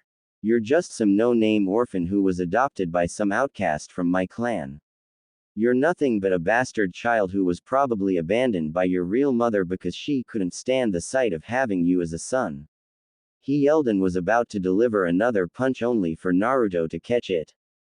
The look on the blonde's face was one of fury and rage, and he started to slowly squeeze Sasuke's fist, and said boy winced in pain and struck Naruto with a right hook to the face, but to his surprise it didn't affect him. What happened next shocked everybody else. Naruto grabbed Sasuke by his hair and struck him in the face with a knee strike, and the sound of cartilage breaking was heard. The young Uchiha cried out in pain, stumbled back and clutched his now broken and bleeding nose. The next thing that happened was Naruto kicked Sasuke in the stomach and sent him flying out of the ring and into the ground, rolling backwards until he hit the wall with tears running down his face. All the kids had wide-eyed looks on their faces, and Naruto glared at Sasuke, who struggled to get up. Iruka snapped out of his stupor and declared Naruto the winner, while the young shinobi in training walked out of the ring and back into the school, with Hinata and Sakura going after him. Iruka sighs and speaks up. The rest of you go back in the classroom while I take Sasuke to the hospital to get his nose fixed. He said, walking over to Sasuke and helping the boy up, leading him to the hospital. Lunch break. Naruto was sitting under a tree eating some fried salmon and rice his mother made for him, and then saw Sukina, Sasuke's twin sister, walk towards him with a nervous look on her face. She looked like a miniature version of Makoto, but her skin tone was a light tan color like her older brother's. She wore her raven black hair into a ponytail and wore a dark blue collarless short-sleeved shirt with a fishnet shirt underneath, along with a black skirt and biker shorts underneath. As she carefully approached him, Naruto stopped eating and spoke up. Is there something you want, Sukina-chan? Naruto asked. Since he's been in the academy, he apparently liked Sukina more than her brother due to the fact that she didn't have an ego like he did and was respectful to others. Unlike Sasuke, she gained her Sharingan when she was 6, but it only had 2 tomo in each eye, and she was already adept to using it as well as the other ninja arts. She also had a close relationship with her older brother Itachi, occasionally asked him to help her in using the Sharingan properly, which he did, and even helped her with the basics. Another thing is that she would occasionally hang out with Naruto, Hinata, and Sakura outside of the academy and would train with them now and then, but she did have a temper, especially when it comes to boys, think that they were stronger than females, and the last boy that called her weak ended up tasting the pavement and almost beaten near an inch of his life. Another thing was that she developed a small crush on Naruto. When Naruto first had a taijutsu match against her, he was highly impressed with how good she was and even complimented her on her skills and said that they should spar once in a while, which made her happy due to the fact that most boys their age don't like being beaten by girls. Right now a tint of pink appeared on her cheeks and she laughed nervously. Just wondering if I can join you for lunch? She asked. Sure. I could use the company. Hinata and Sakura having lunch with their parents. He said and scooted over. The female Uchiha walked over to the spot Naruto was in and sat down next to him, pulling out her bento box and chopsticks and started to eat her lunch. After eating silently for a few minutes she spoke. Naruto-kun, I want to apologize for my brother's remark. I know that your parentage is a touchy subject for you and he shouldn't have done that. She said, getting a sigh from him. Don't apologize for your brother's actions, Sukina-chan. He should be the one apologizing to me, but thanks anyways, but I'm not sorry I broke his nose. He said while she giggles. Yeah, he actually deserved that, but he should be happy all you did was break his nose though. Ka-san not gonna be happy to see him come home with that shiner you gave him. She states. Itachi on the other hand, well, he'll just say that Sasuke needs to think before he speaks. Yeah, so how is Itachi-san doing now that he's an Anbu captain? He asked. Oh, he's doing fine, well, except for the lack of sleep he doesn't get and the paperwork he has to do. He's scary when he doesn't get his rest and when you mess with his Poke, especially the stash he keeps in a box under his bed. She said and thought it was weird for her older brother to have an addiction to candy of all things. Really? I never thought your brother of all people would be hooked on Poke. Then again, my Aniki Inu and the old man are perverts who read smut. He said while her jaw dropped.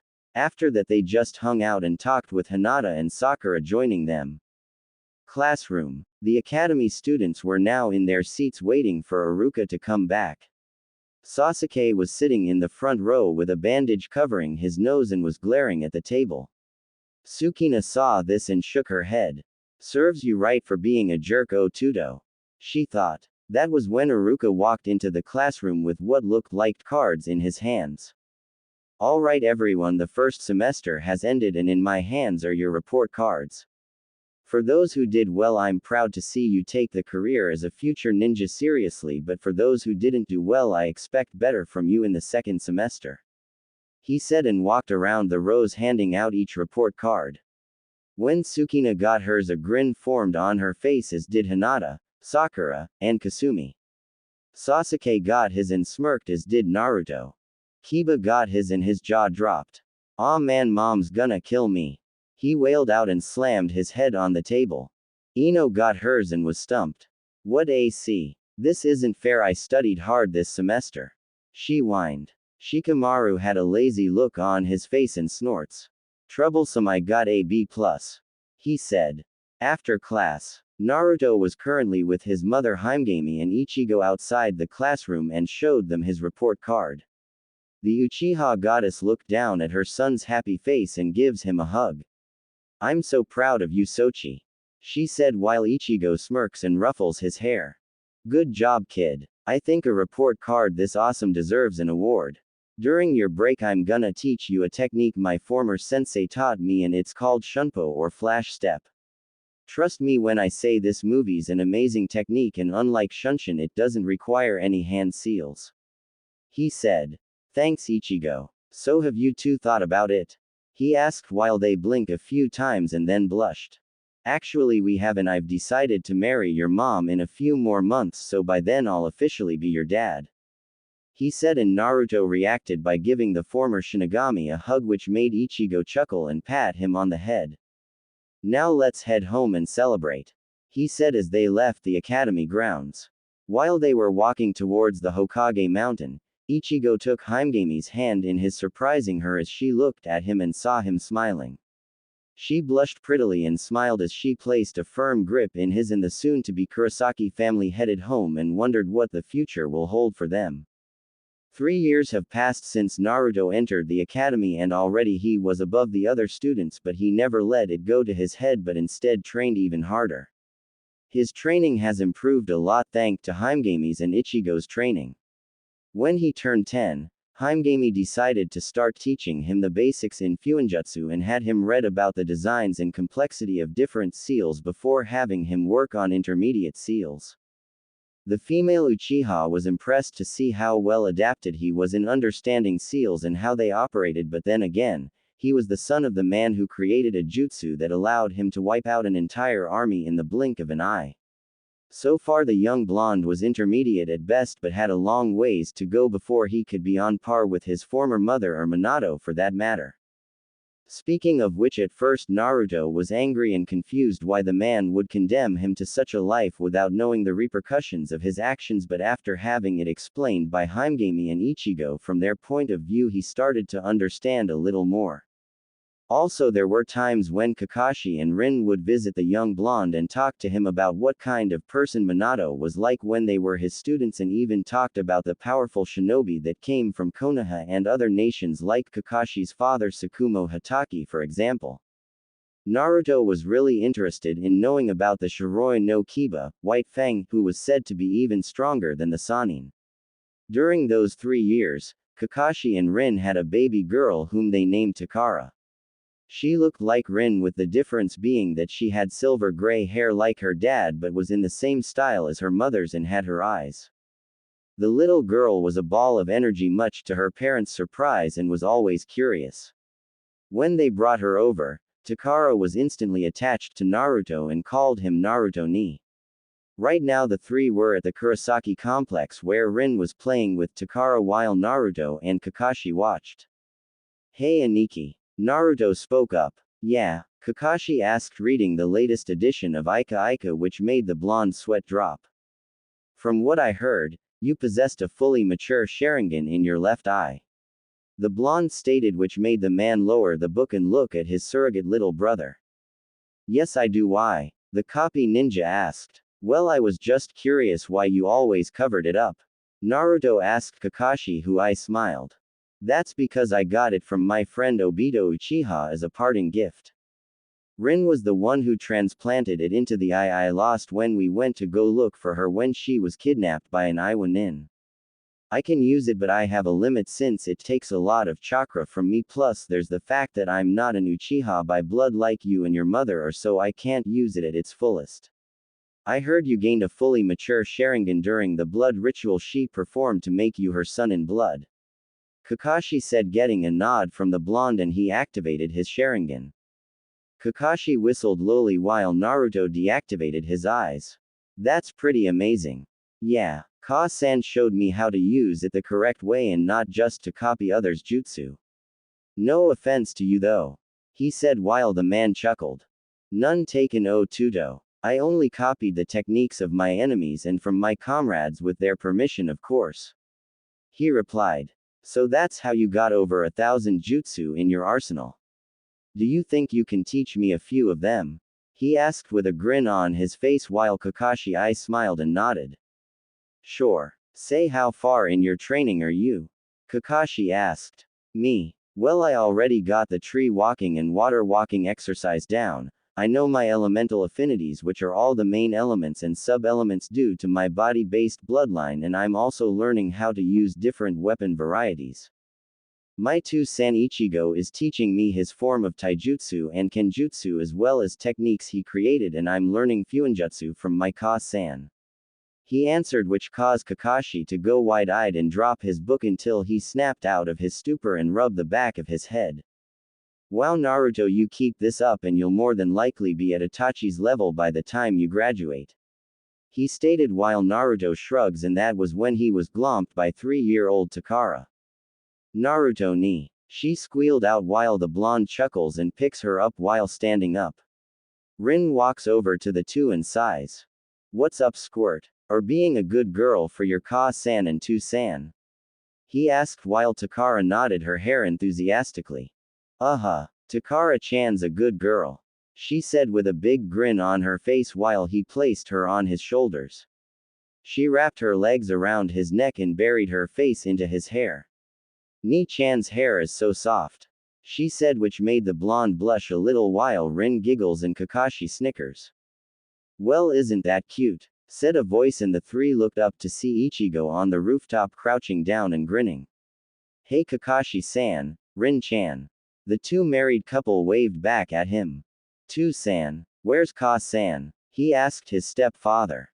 Himegami-chan. Oh, she went out of the village to get a few things she kept hidden and should be back later on today. He answered and then hopped off the roof and landed next to Naruto and Takara. Said silver-haired girl looked up at the man's hair and grinned. "Hi, Uncle Strawberry," she said cheekily, which made Ichigo stumble over at being called a strawberry. Kakashi chuckled, Rin giggled, and Naruto laughed and said orange-haired Kurosaki glared at the trio and rubbed the back of his head in embarrassment but then walked over to Takara and ruffles her hair. "Real cute kid," he replied with a small smile while Takara giggled. "Hey Naruto ni, can we get some ice cream, huh, can we?" She asked and gave her parents the puppy eyes and pouted. "Yes, you can go, Takara-chan, but you have to stick with your and Naruto. Make sure she doesn't get stuck in a tree like she did the last time." Rin instructed due to the fact that when Naruto took her to the park she ended up climbing a tree, but when she looked down, she freaked out and started to cry her eyes out. Naruto managed to get her down from the tree and calm the scared girl down.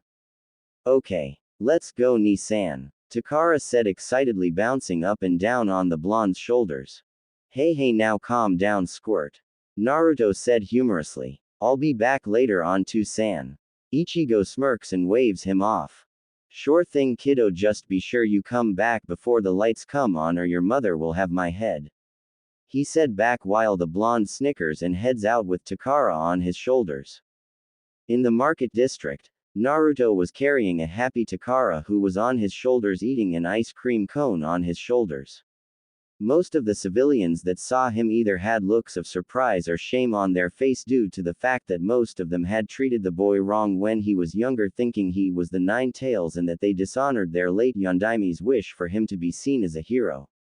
Some were neutral because they didn't know how to react towards the boy.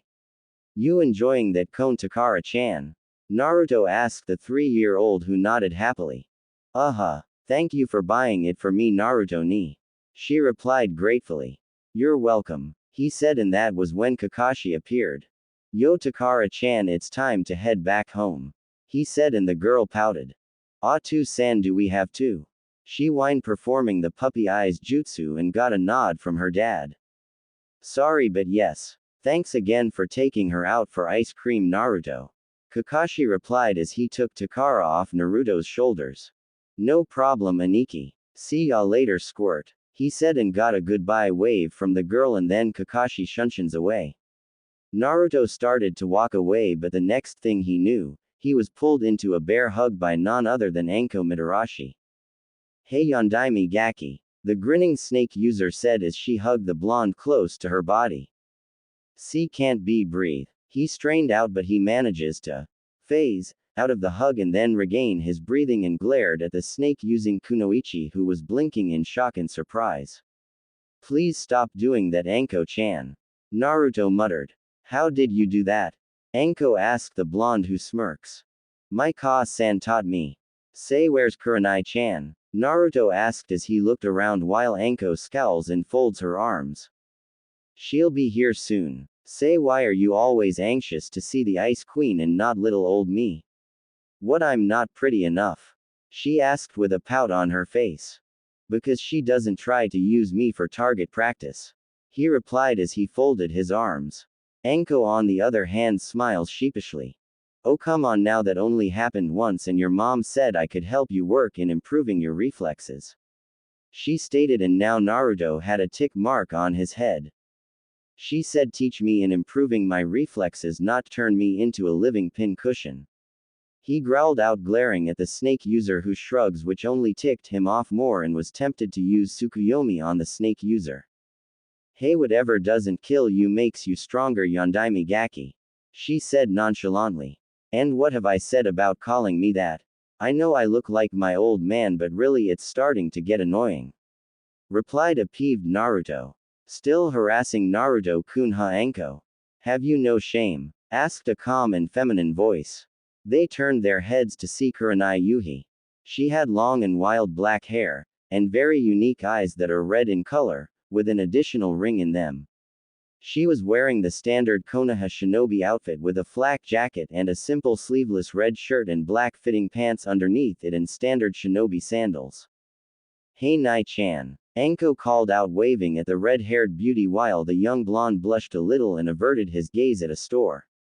Anko saw this and her grin grew. Man Gaki, I knew you had a crush on my best friend here, but wow. Your face is close to matching an apple. Naruto glared at the grinning snake user while Kurenai rolled her eyes, but a small smile formed on her face. While she was known as the Ice Queen due to the fact that most men would only leer at her or ogle her body, Naruto was a different case and found it cute that he developed a crush on her even though she was in her late teens, especially when he drop-kicked a drunken man in the face when he attempted to grope her rear and threatened to castrate another with a heated-up pocket knife. Anko, knock it off. Hello Naruto-kun, how are you doing today? She asked in a warm and kind voice. Fine Kurenai-chan, he said, still looking away, which made Kurenai giggle at how he was acting. She especially remembered when Anko teased him about having Kurenai being taken by someone else when he was 9 years old, and he proclaimed loudly that the only male good enough for Kurenai was him, and he vowed to marry her one day, which resulted in Anko falling to the ground laughing her off, and Naruto and Kurenai were embarrassed due to the fact that he proclaimed that when they were at a store. Glad to hear that. So where are your parents at? She asked. Oh, Dad is currently relaxing at the house and Ka-san left the village to get a few things. He explained and saw a tuft of light brown hair sticking out behind Kurenai and he raised a brow. Hey Kurenai-chan, who's that behind you? Naruto asked the genjutsu user, who blinks and turns around. It's alright Yakumo-chan, come out and introduce yourself. She gestures and uses her hand to gently push her in front so Naruto and Anko can get a good look at her.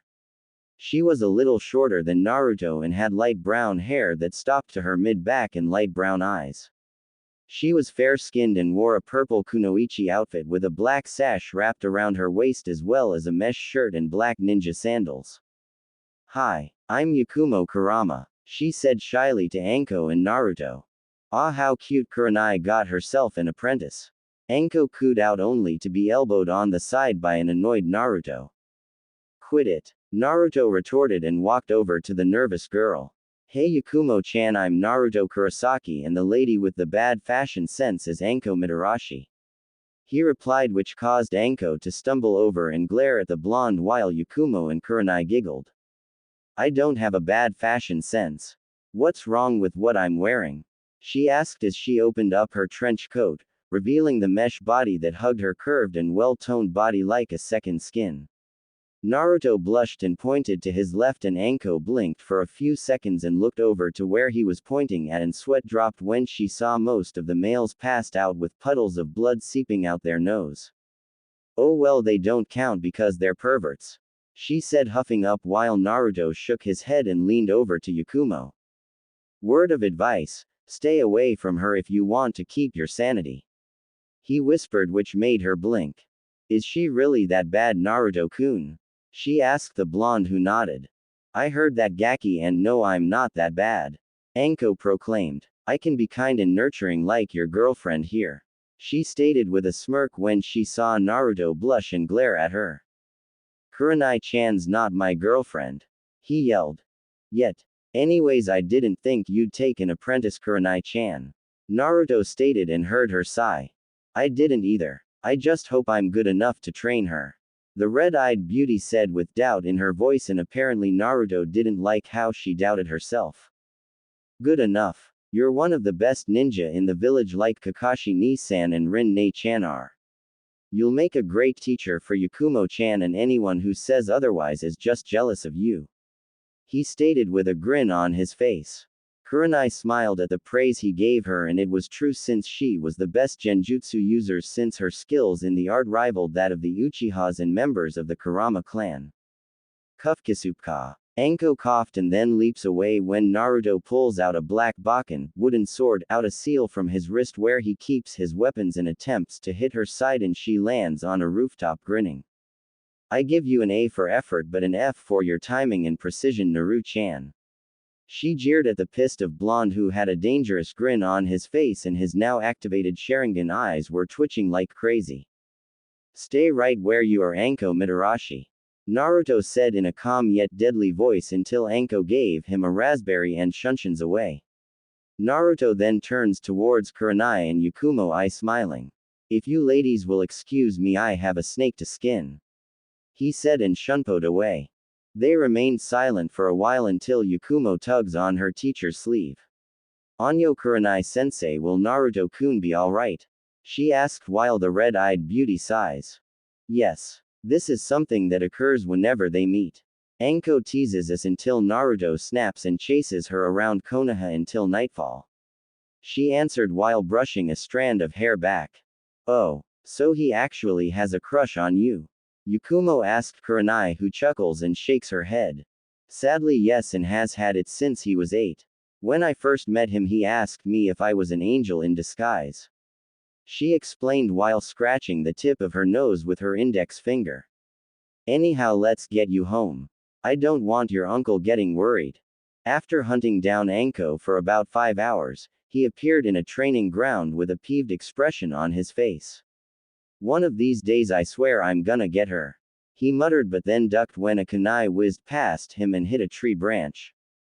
What the? Oi, who's throwing kunai? He yelled, and out of the bushes came a girl who seemed to be a year older than Naruto.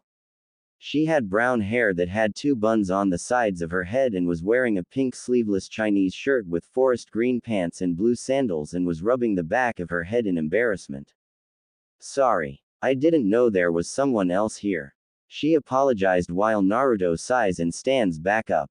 It's fine, I didn't get hit though, I did lose a few strands of hair, he stated as she approached him and blinked.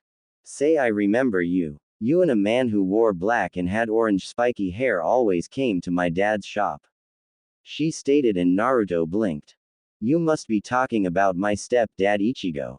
I'm Naruto, he said holding out his hand. Tenten Higurashi. So you're the academy student all the teachers were talking about.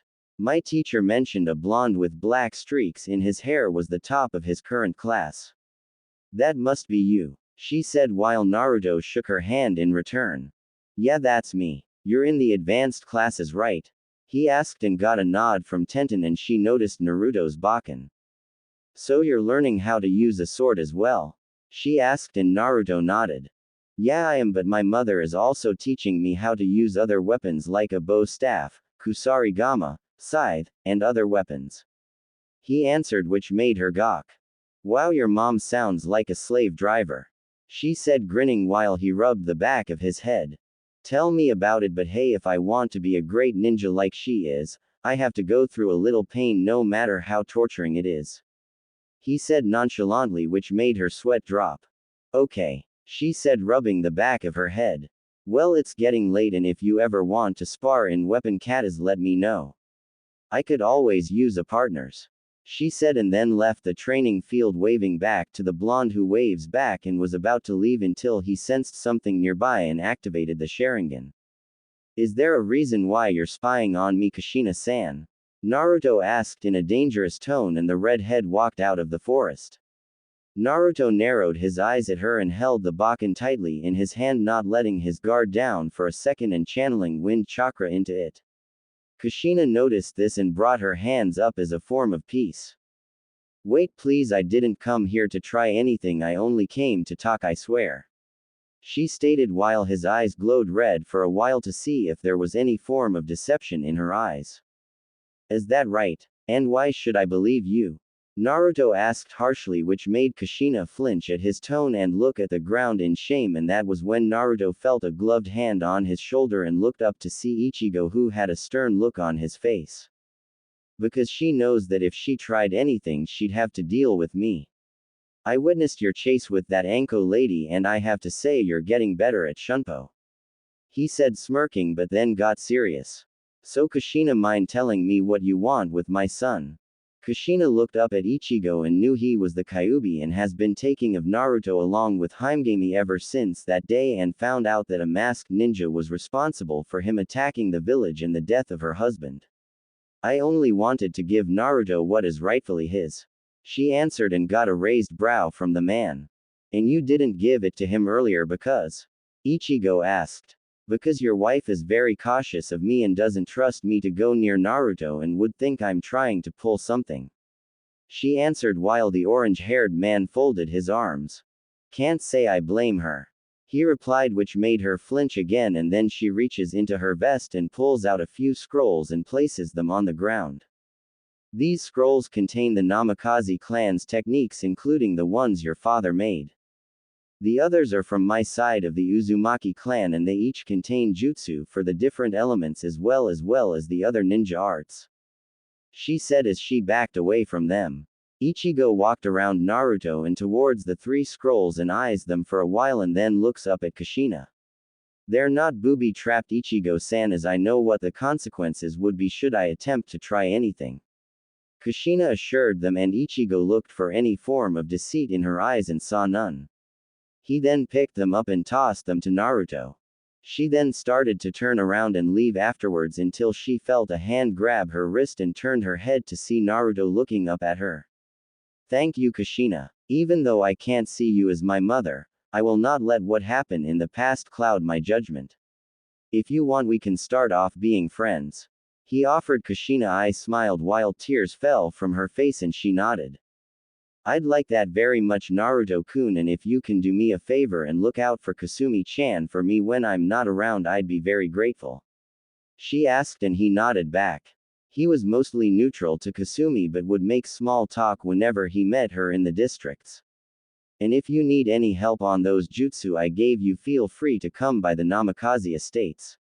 She said and vanished in a swirl of wind. Ichigo placed a hand on Naruto's shoulder and said. Blonde looked up to see the man smiling. That was a very mature thing you did, Naruto.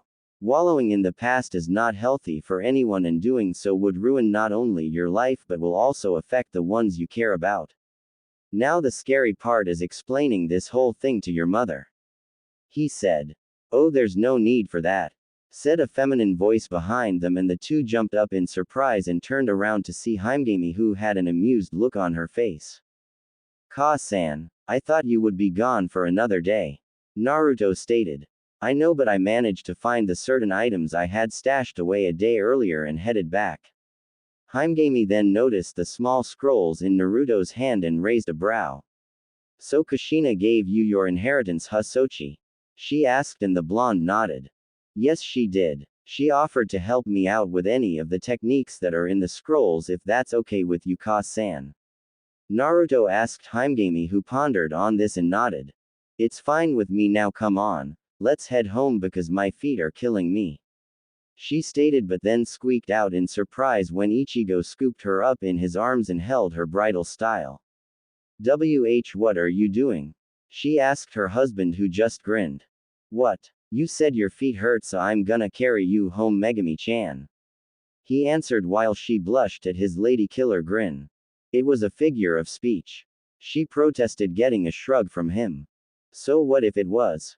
I still want to carry you, he said cheekily, and she looked away blushing. Naruto, on the other hand, rolled his eyes. If you two are done flirting, can we go home? Naruto asked the two. All right, kiddo. Bet I could race you back to the compound while carrying your mother, Ichigo challenged while Naruto grinned. You're one, Naruto said, and they shunpoed to the compound, leaving a small streak of dust. A week later, after the academy classes were over with, Naruto was heading into the market district until he felt a hand on his shoulder. He turned his head to see none other than Kasumi Namikaze. She looked the same as her mother but had a blonde highlight in her red hair. Hey Naruto-kun, she said as she pulled her hand away from his shoulder. Hello Kasumi-chan, what's up? He asked the redhead, who shrugged. Not much. I saw you heading to the market district and wanted to know if you'd like to get some ramen. She asked. Naruto said. Blonde thought about it and nodded. Sure. I don't have to be home for a while, he said, and then ducked when a blur flew over his head and skidded across the ground, revealing Tsukino Uchiha, who stomped her foot in frustration. Naruto and Kasumi snickered at how she's acting. I almost had you, darn it, she said and huffed up while Kasumi giggled. Tsukina-chan, I could smell you from a mile away. Plus your chakra was easy to sense. You should consider trying to suppress it more, he stated while she pouted. Shut up. So where are you two going? Tsukina asked. To get some ramen. Wanna join us? Naruto asked, unaware of the tick mark that formed on Kasumi's face. Ah, come on. How hard is it for me to spend some time with Naruto-kun? She screamed in her mindscape. That was when Sukina appeared beside him with her arms wrapped around his arm with a grin on her face which only irked Kasumi. Great. Let's go then. Kasumi walked over to Naruto's other side and wrapped her arms around his arm. Yes, let's. Sukina replied with a forced smile on her face. Naruto blinked in confusion, wondering what was up with them while they made their way to Ichiraku's. As they entered the stand, Tsuki, the owner of the ramen shop, saw Naruto, Akemi, and Kasumi and smiled. Well, if it isn't my favorite customers, he said, getting a returned smile from them as they sat down on the stools. Hey Tsuki, how's it going? Naruto asked the man. Not much, kiddo. Just selling ramen as usual. He answered. Ayame, Tsuki's 14-year-old daughter, entered from behind the shop and saw Naruto and grinned. Hey Naruto-kun, she said, getting the blonde's attention, and Naruto grinned back. Hey Ayame-chan, you're looking well. I guess my Ka-san's remedy helped you with that cold that lasted for 2 weeks, huh? He asked the girl, who nodded. It sure did. Do you think it's possible for me to get the ingredients for the cure from her? She asked. I'll see what I can do. So is there anything new on the menu? He asked as he grabbed one of the menus and opened it up. Well, we just recently created a new ramen flavor, but we haven't tested it yet. Tsuki stated and then grinned. Perhaps you and your company would like to test it out, he suggested with a glint in his eye which made Ayame's sweat drop. Naruto blinked a few times and shrugs.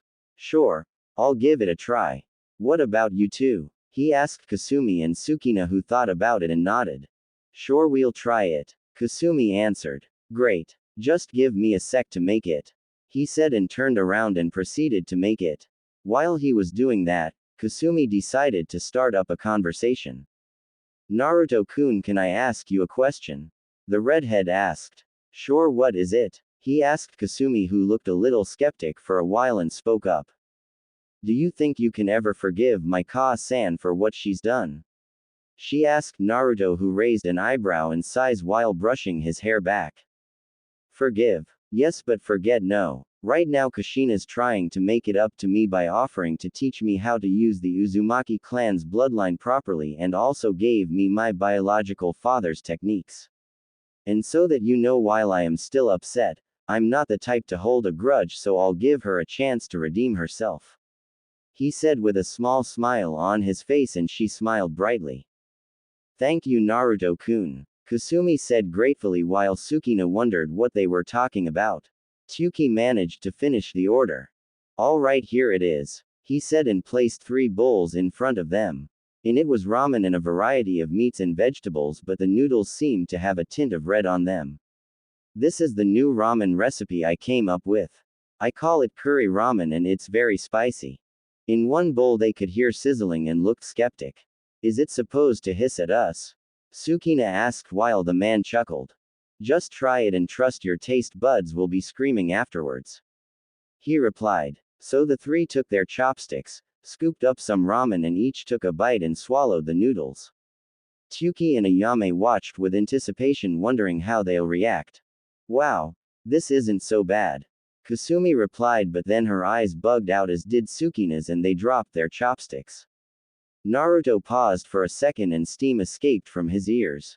A few seconds later the sound of screaming could be heard coming out of the ramen stand, which surprised those who were passing by the stand and wondered what was going on. A red-faced Sukina and Kasumi came bolting out of the stand, crying out in agony. Water! I need water! Sukina cried out. My mouth's on fire! Kasumi wailed and shot a stream of fire from her mouth for emphasis, causing everyone to sweat drop as they attempted to fan their mouths with their hands while anime tears fell from their faces. Naruto walked out with 2 large glasses of water and approached them. They saw it and instantly grabbed the glasses and gulped down the water. Naruto, on the other hand, chuckled at this, and when they finished drinking, Ayame walked out of the stand looking sheepish. I'm so sorry about that, Sukina-chan, Kasumi-chan. The curry-flavored ramen was a prototype and 2 san needed to test it on someone. She apologized. Apologize for what? I thought it was great. Naruto stated, which made them turn bug-eyed and look at him in disbelief. What? I like spicy food, especially the type Ka-san makes, so I'm used to eating stuff like that. You two on the other hand are lightweights. He teased, which made them blush in embarrassment and glare at Naruto. After that little scene, the three of them just spent their time walking around and talking until they heard the sound of a log being punched repeatedly. What's that noise? Kasumi asked. Don't know. Let's check it out, Sukina stated as they went to the direction where the sounds were coming from. As they made it through the forest, they saw someone who appeared to be a year older than them. He had bug eyes and 2 large eyebrows. His hair was jet black and cut above his shoulders and wore a Chinese attire with blue sandals. He was Rock Lee and was currently punching and kicking a log post repeatedly with. I must be able to perform 1,000 punches and kicks before nightfall, and if I can't do that, then I'll do 2,000 push-ups and sit-ups before the next sunrise, he said to himself as he continued to strike the post with his fists and feet. The others were watching this and Naruto couldn't help but be impressed. Man, whoever this guy is, he can sure push himself, Naruto stated. Judging from the imprints on the training post, he's been at this for at least 2 hours. Kasumi's and Sukina's eyes widened when they heard his comment. Lee continued his exercise but started to get exhausted. No, I must keep going on. I must prove that hard work can overcome the skills of a genius, he said, but the overexertion was too much and he collapsed onto the ground and goes unconscious. Naruto leaps out of the bushes and crouches down to check Lee's pulse while Kasumi and Sukina came out of the bushes as well. He's fine, just suffering from exhaustion, Naruto stated and then hefted the unconscious boy over his shoulder. Let's get this guy to a hospital and afterwards I'll escort you two home. Night. The street lights were on and the shops were starting to close. Right now Naruto was escorting Sukina to the Uchiha clan district after taking Kasumi back to the Namikaze clan compound. Thanks for escorting me back home, Naruto-kun, even though you didn't have to, she proclaimed while he smiled. I know, but I'm just making sure you make it home all right, he replied while she smiled at how he was being a gentleman. As they entered the Uchiha district, Naruto paused and frowned while Sukina did the same. What is it? She asked Naruto, who remained still. Something's wrong here. The lights in the district aren't even on yet, and also, his eyes widened in shock. The strong scent of blood and smoke is in the air. Sukina's eyes widened as well when she heard this. What? Then that means, she suddenly took off. Sukina, wait. Naruto yelled and went after her. She ran around a corner and gasped in horror at what she saw. The streets were littered with the dead and scorched bodies of members of her clan and she covered her mouth up. Naruto managed to catch up with her and he was horrified at the sight as well. My Kami, who could have done this? He wondered, and that was when they heard a groan and saw one of the members lean against the wall clutching his bleeding arm. Uncle Kohaku, Sukina cried out and ran over to the injured man. Said Uchiha looked up to see his niece and a blonde running towards him. Sukina, he said and gritted his teeth in pain. What happened? Who has done this?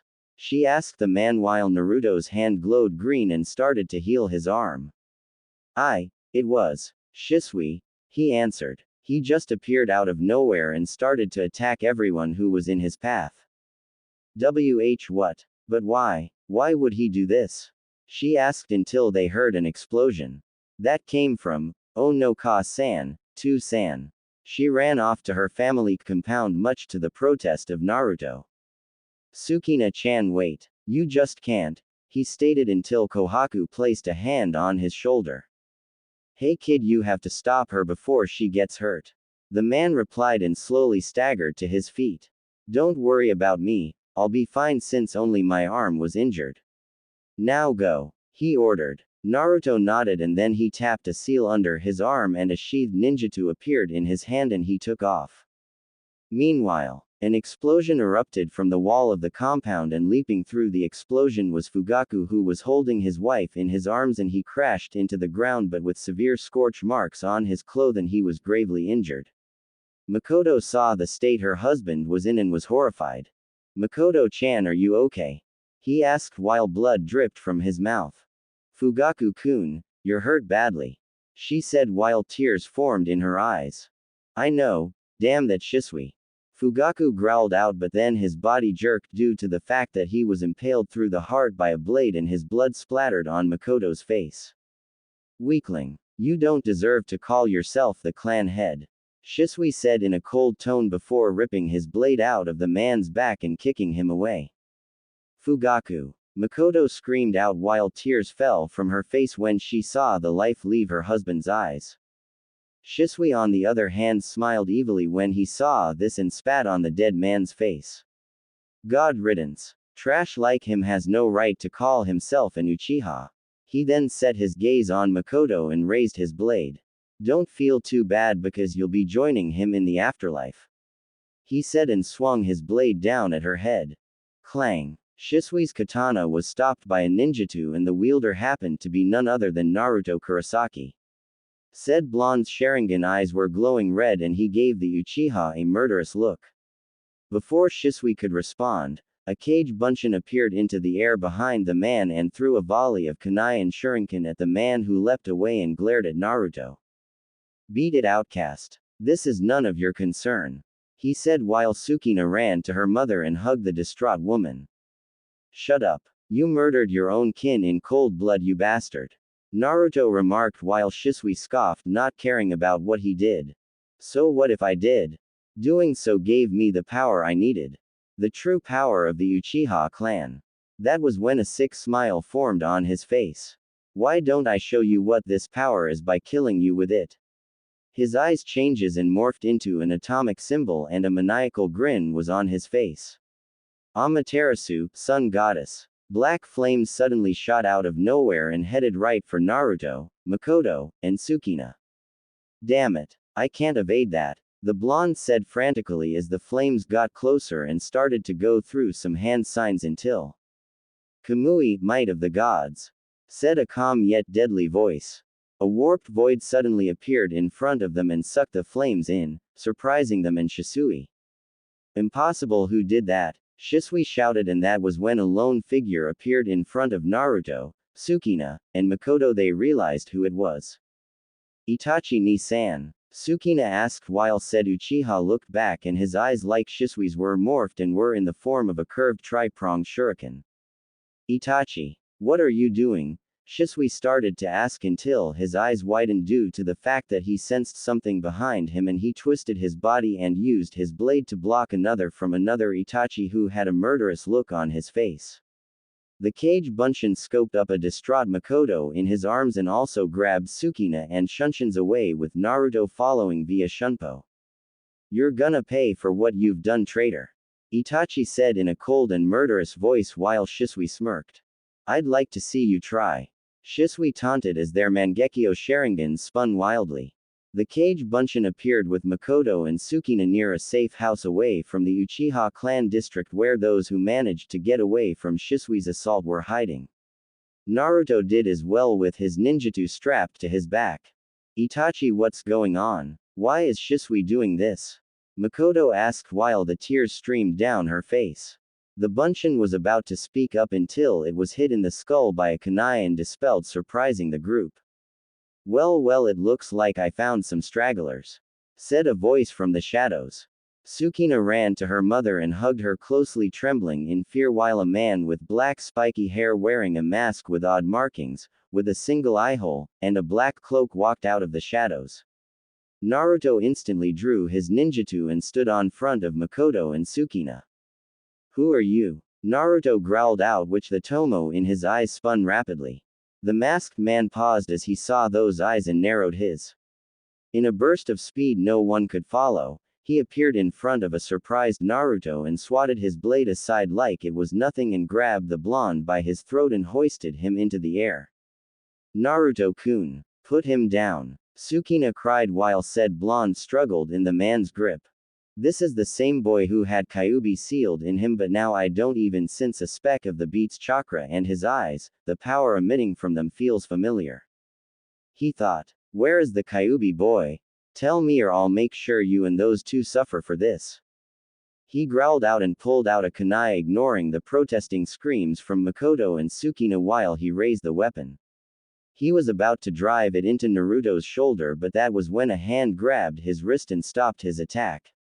What the? Madara said in shock and turned his head to see the glowing red eyes of Ichigo Kurosaki, and the man was beyond pissed. Madara dropped Naruto, who gasped and sucked in air while Sukina ran over to help him. Hello Madara, Ichigo said venomously while the canines from his upper lip jutted out. Remember me? Because I sure as hell remember you. Ichigo roared and kicked the man in the torso so hard that he heard his ribs crack and was sent flying into a tree and leaving an imprint of his body. Madara gasped out in pain as he has never been kicked like that since he fought Hashirama and Himegami. Who are you? Madara wheezed out while clutching his broken ribs. Who am I? You should know since you forced me to attack the village and destroyed Naruto's family, you bastard. Ichigo replied as he held his right hand out and summoned Tensa Zangetsu.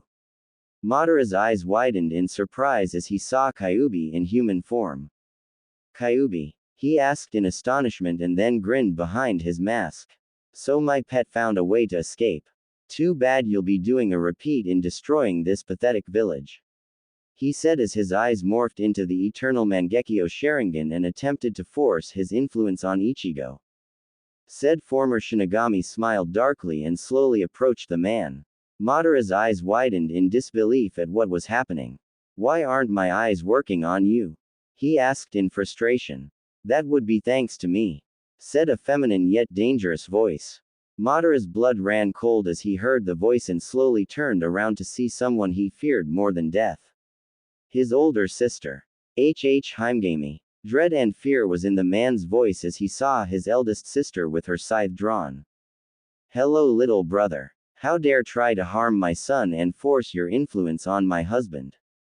She said, activating her eternal Mangekyo Sharingan and flared her chakra around the area. Madara started to step back slowly as the two glared at him and ready to tear him apart. I should have killed you right after Hashirama defeated you in the Valley of the End. You have caused nothing but trouble, taking Naruto's chance of happiness from him when he was born, and now you're attempting to massacre our kin and kill him. Said asked coldly. This is bad. There's no way I can fight her of all people. She used to beat me and Izuna for fun when we were kids. From the looks of it, she hasn't lost any of her strength at all. I have to get Shisui and get out of here. He thought. As much as I would love to have a family reunion with you, Chani, have to cut this meeting short. He said and suddenly warped away while Ichigo attempted to decapitate him with his blade and curses. Damn it. Fucking coward. Ichigo said angrily and looked back at Makoto and Sukina. Are you three alright? He asked and got a nod from them while Himegami checked Naruto. With Itachi and Shisui. Shisui was not faring well against Itachi even though he gained the Mangekyo Sharingan. He has slash marks and burns on his person, and Itachi seemed to be fine. Said future clan head eyes glowed with fury as he glared at his former best friend. This isn't right. Even though I gained the Mangekyo, I still can't beat him. He said in frustration and had to evade a volley of miniature fireballs that Itachi unleashed and deflected the other with his blade. He left himself wide open and Itachi appeared in front of surprised Shisui and delivered a chakra-enhanced kick at his torso and sent him flying into a wall which left a large crater. The master of Shunshin collapsed and coughed up a glob of blood and gave Itachi a hateful look. How can you still be stronger than me even though I gained the true form of the Sharingan? He growled out in anger. Because you failed to expand your horizon. You believe that just because you possess the ultimate form of our clan's bloodline, which you don't, you are invincible. Such foolishness and belief is appalling and leads to arrogance and death. You may have bested the others, but I am on a whole different level. Itachi vanished and appeared behind Shisui with his blade raised. Goodbye Shisui, and may you suffer in hell for your crimes. he said with no remorse and proceeded to sever Shisui's head from his shoulders until he sensed someone behind him and leapt away from a kunai slash and skidded back glaring at the cloaked figure. We've wasted enough time here, Shisui. Let's go. Madara said and got a nod from the man who glared back at Itachi. Enjoy this victory while you can, Itachi, because next time you won't be so lucky. Shisui spat and they warped away. The eldest son of the late Fugaku deactivated his eyes, and that was when a squad of Anbu appeared. Itachi Taicho, what happened here? Asked Neko while Itachi wiped a bead of sweat from his head. We were attacked. Inform the Hokage that need a fire in the Uchiha district to help put out the fires. The survivors were sent to one of the clan safehouses at the edge of the village. He explained and got a nod from her. Two of the Anbu shunsen away to inform their leader of the incident while the others assisted Itachi in trying to keep the flames from spreading outwards by performing some water jutsu.